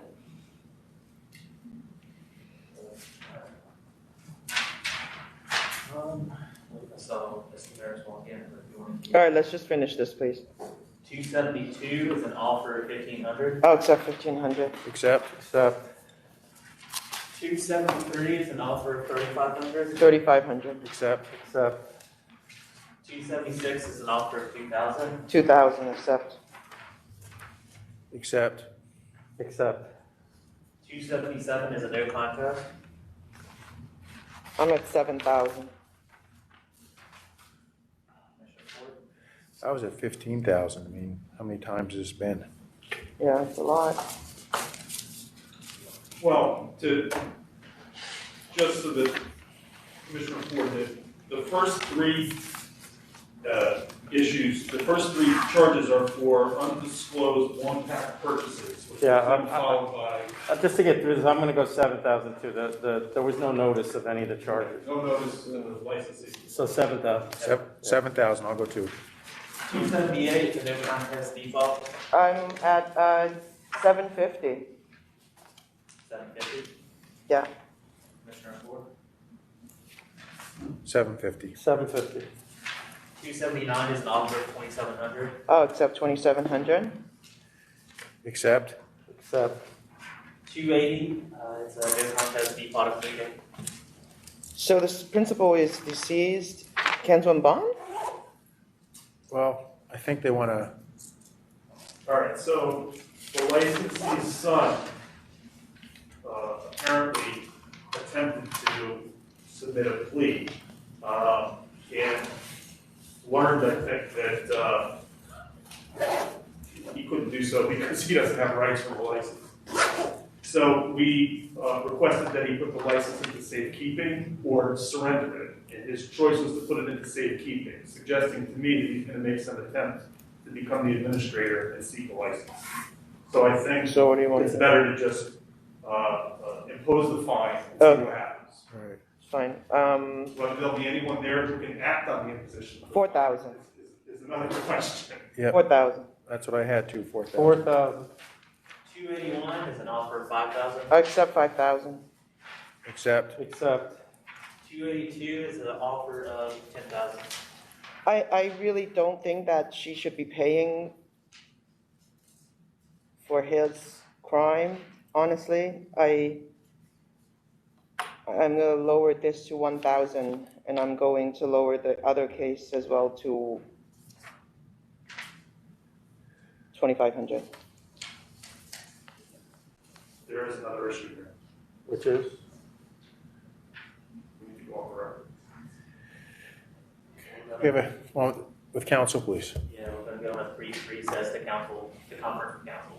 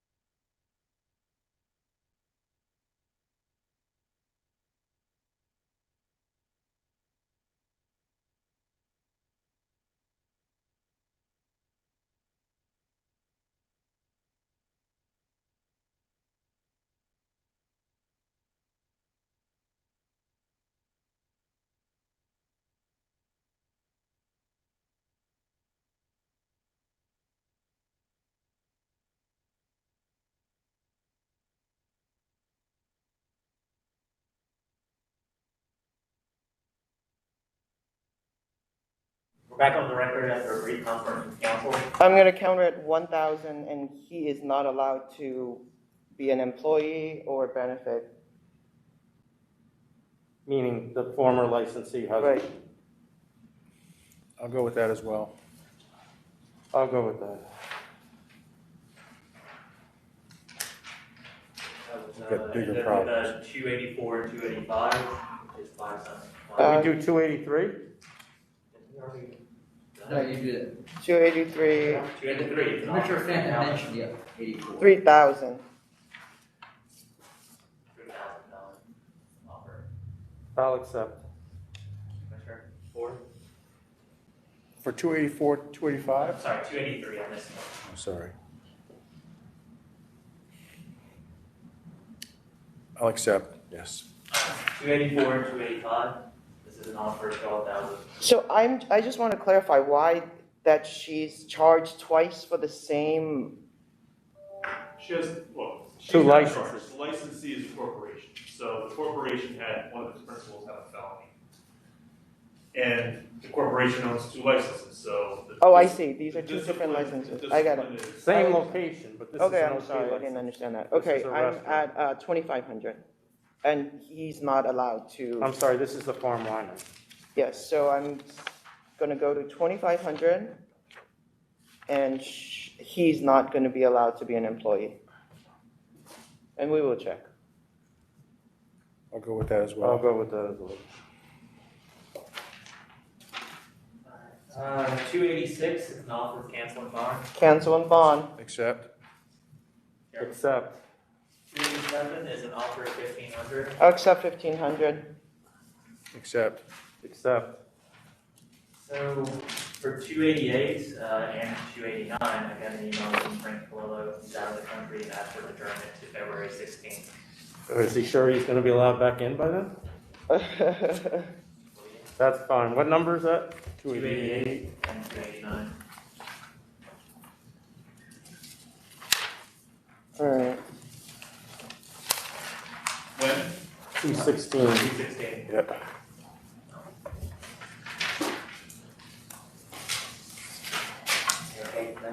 Yep. All right, 290 is an offer of 2,500. 2,500. Accept. Accept. 291 is an offer of 4,000. 4,000 accept. Accept. Accept. 292 is an offer of 25,000. 25,000 accept. Accept. Accept. 294 is a new tax for application. I'm going to vote to deny. 294. Bronx.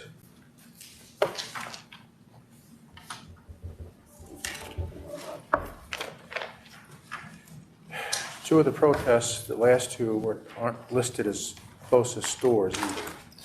Doesn't mean they can't protest, I suppose. That was over. I'm going to vote to deny as well. I'm gonna vote to deny. There's at least 4 licenses in 3/10 of a mile. There were 5 protests. I don't see any public convenience and advantage. Closest store is 0.07 miles away. The next one, oh, go ahead and ring it in. You want to do the 297? Yeah. 297 is a delegation of power. So we need to have internal discussions about this, so I'm gonna ask this to get put over till 216.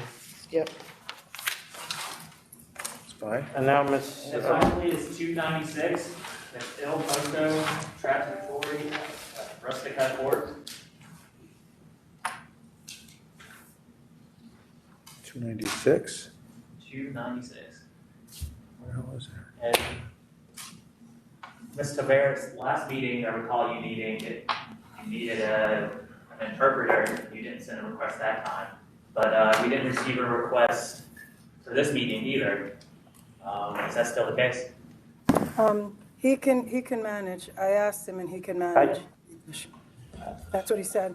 I believe he said that, but I can't let him just manage. It's putting us in a precarious position because he's already asked for an interpreter, got one last time because we happen to have one available.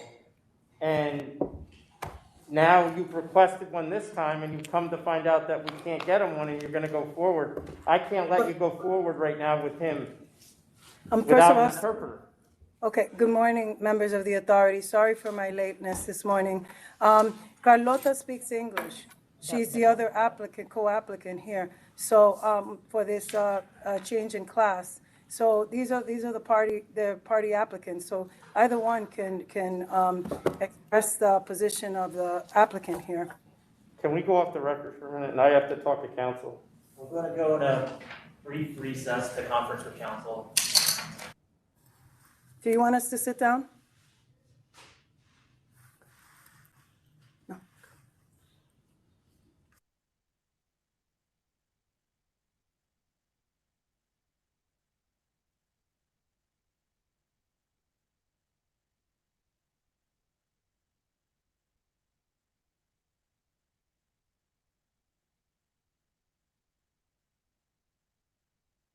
We're back on the record after a brief conference with council. I called it. We are taking the applicant who can speak, who has an English skill that does not mean the interpreter, at her word that she has decision-making authority with respect to the application. Is that fair, Mrs. Tavares?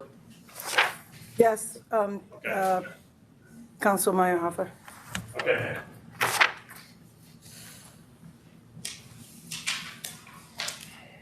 You want to go ahead? Well, I don't.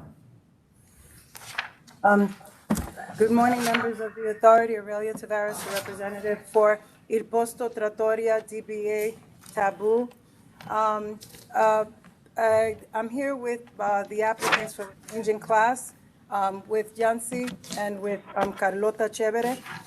We are here, I understand that there is an issue, I don't know if council's office it's part of the record. We had an incident last week with an employee who sold alcohol outside of the class.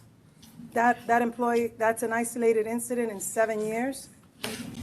Is it really possible that you had Hennessy on the premise and that it was just sold once? Yeah, why was it there? Who brought it there? The employee brought it there and sold it? Yes, these are, I don't know if the report states, Mr. Yancy's on site the whole entire time. What happened was he has no chef. He has one waitress and he has a busboy. And he's running around like a crazed person in these difficult times. There was no supervision of this employee. She brought it in her bag, and she was so treacherous that she even put it on the receipt and did not identify it as an alcoholic beverage. This is one isolated, they've never had a fine in 7 years. Can I just stop you there, because I'm finding this less than believable. What would be her motivation for selling alcohol at a bar she doesn't own? Extra tip. You heard it from the extra tip. We fire her. They fired her. So she's risking her job solely because she thinks she's going to get an extra tip. How many different kinds of alcohol liquor did she have with her when this investigator came in? Just one kind? It looks like it was Hennessy, but we found out about this yesterday, Council. Meyerhofer, we found out about this yesterday, and now they have prohibited employees from even bringing bags into work. But I think that the overall... I'm sorry? The reason I ask the question is because it seems like a pretty big coincidence that the investigator ordered a Hennessy, and she happened to have a Hennessy in her pocketbook. And actually, I've read the investigative report. She asked him what kind of Hennessy he wanted. Yeah, gave him 2 options. So it sounds like she has more than one bottle. Pretty big bag you carry. Well, I'm unfamiliar with... Just stop. Just stop. Just stop. It just... This is... Mr. Tavares, you need to keep your mask on. Okay. What I want to say is the overall picture. The SLA can, obviously make your own determination. We've had a location that is post-COVID, disastrous. One person coming in a day on the Dykeman Strip. This is as a result of all of the COVID operations and everything, and you have not caught them in 7 years selling liquor. And they've been wine and beer for 7 years. I think that one rogue employee should not determine the behavior of 7 years of a licensee actually following the rules. They even checked on the other side on the alteration. it's full of junk because he's waiting. They've been waiting patiently to get this approved. This license has taken 2 years to come to before the board, literally. These delays, I'm surprised something else hasn't happened because of these delays. I believe that they deserve the benefit of the doubt.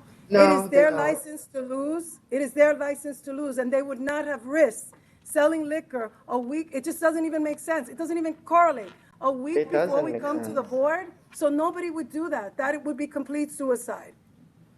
Excuse me, we many times the people from SLA, CAPS, during COVID, they health came 100 department, they times to come. Dyckman.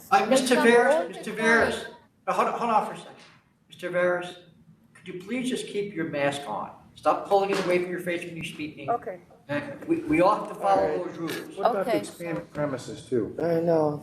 Well, that's You know, a charge, I think, but we don't, the evidence says that they don't appear to be using that. I don't disagree with that.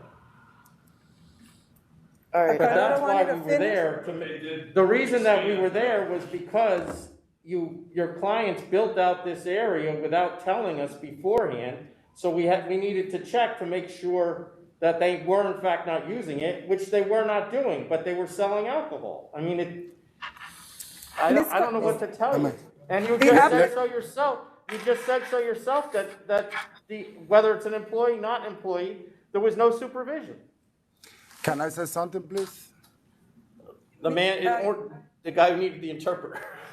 The applicant. Yeah, would like to because say my something. English is not, 100%. I need to understand everything. It sounds better than mine. Sounds better than. Go ahead. Go ahead, sir. Oh, thank you. I be there for whole time. The SLA come to my place. I always there. I make sure everything is run the right way. And they can tell you when they come to my place, everything is all right. That's happened last week because that girl make a mistake. I don't see her. She bring a bottle in her bag and put it in the bar, in the personal bag. Do you know how do you know how she knew what the investigator was going to order in advance? You know what? It's my understanding from the report, Mr. Meyerhofer, that they said that she told the investigator something about Hennessy. They don't have a variety. That's not what the report says. And the couple investigator like your they come to my place and check all the place and they never see bottle because we make sure we don't sell alcohol over there. And just for the record, that Dyckman Strip was visited at least 80 times during the summer. Miss 80 times, and you have not caught them selling alcohol. every strip in New York City and Long Island was probably visited more than 80 times. There's no question about that. There were people out every night, over 100 investigators. Every city in Long Island, every area of New York City, not just Dyckman. They went out every night and there were 100 investigators inspecting every place that they came upon. And that was for COVID. Their process was not to go inside, if I may, their process was not to go inside and order liquor to see if they would get liquor served in a bar that was licensed only to sell wine and beer. It wasn't part of their investigative operation. So I understand that it hadn't happened. I understand you're not letting me finish. I understand that it hadn't happened before, but there may be a reason why it didn't happen. If you look on Google, under their business, they advertise that they sell cocktails, and there are pictures of cocktails on the Google website. Like this is a sparkling That's sangria. all sparkling. Yes, that's sparkling sparkling. sangria. And we have champagne sangria also. And we have champagne sangria also. I agree. Can I finish one sentence? I will agree with Chairman Bradley that they have visited those strips hundreds of times. But please, how many times did you catch them selling liquor? Because in those investigations, there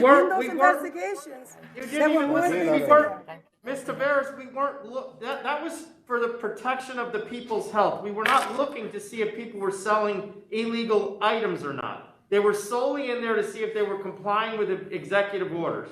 That was the only thing they were looking at. So yes, we probably visited them dozens of times during COVID. no question, but they were in there to make sure people were behaving as they should be behaving under COVID. That was it. Then I ask on this license that the weight be on the history of this applicant. 7 years without even a violation, Chairman Bradley. It says something about this business. Mr. Veras, that's incorrect. They have one COVID violation. They have two. They have two. In 7 penalties years, I on the think record. that's remarkable on the Dykeman Strip. Remarkable. I'm asking that the weight be put on the history of the applicant.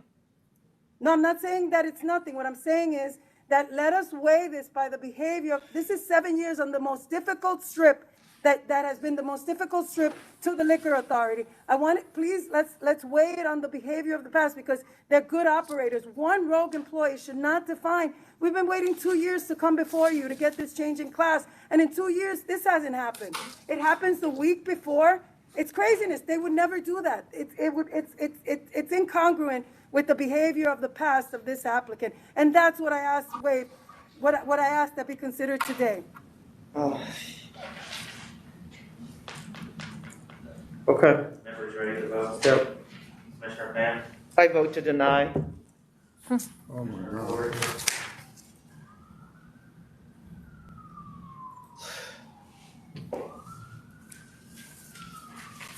God. I'm gonna vote to deny as well. I'm gonna vote to deny. I don't see that we have any choice. And on the alteration and the change, because this is a multi-application, we have alteration. No, it's not. and No, endorse- Mr. Veras. The only thing that's before the members right now is the class change operation. That's it. Do we have an application for an alteration pending? I'll take a look. They put them all together. I don't know what, okay.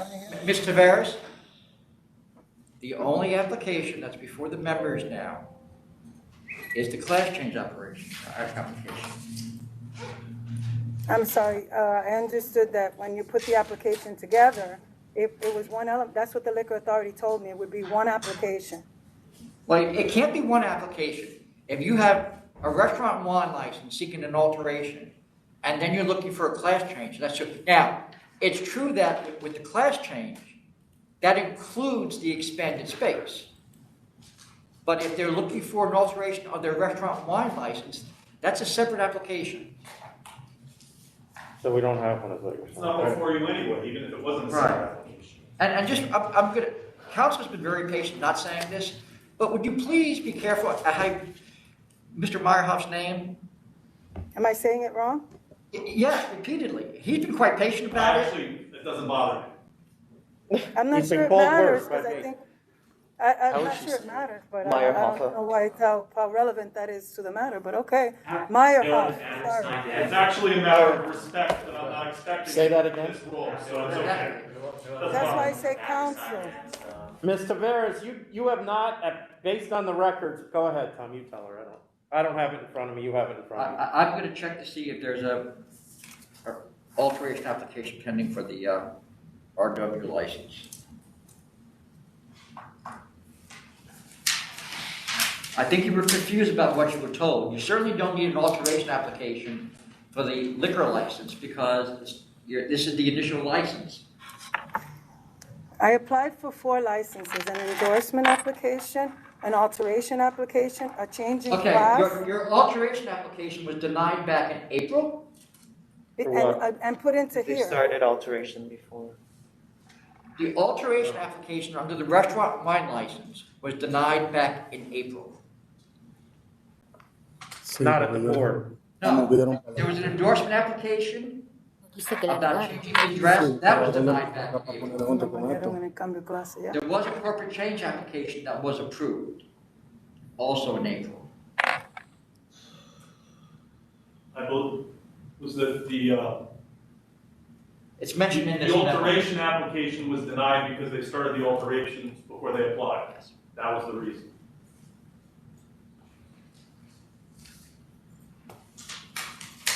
But So don't they this- all start the operation, the alteration before they applied? He'd never used it. The point is not to use it, put in an application requesting for permission to extend the premises. Doesn't everybody start their alteration now before they apply with the 30 days and the They're stuff? not supposed to. No. No. Most of them do, so the reality of it and Okay, well, tell us that practical when your next application client is comes different. up. If you want to seek reconsideration of that denial, I can't hear him. He said if I want to seek reconsideration of the denial. I can't hear counsel's office. Mr. Meyerhoff? Go ahead, say it again. I said you have the right to seek reconsideration of any application denial. And I So- apologize for the incorrect spelling of your name. Sorry. Thank you. Thank you, everyone. Jonathan, there's no one else there, correct? What's that? Fine, no.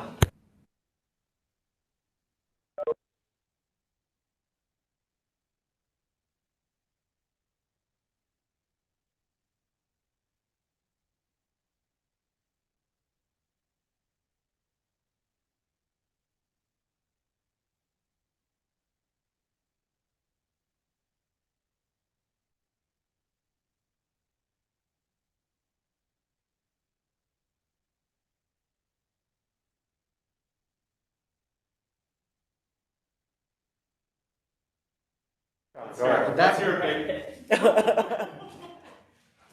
there's nothing, I have nothing else. Chairman, do you have anything else? No, we're all set, thank you. Thank you.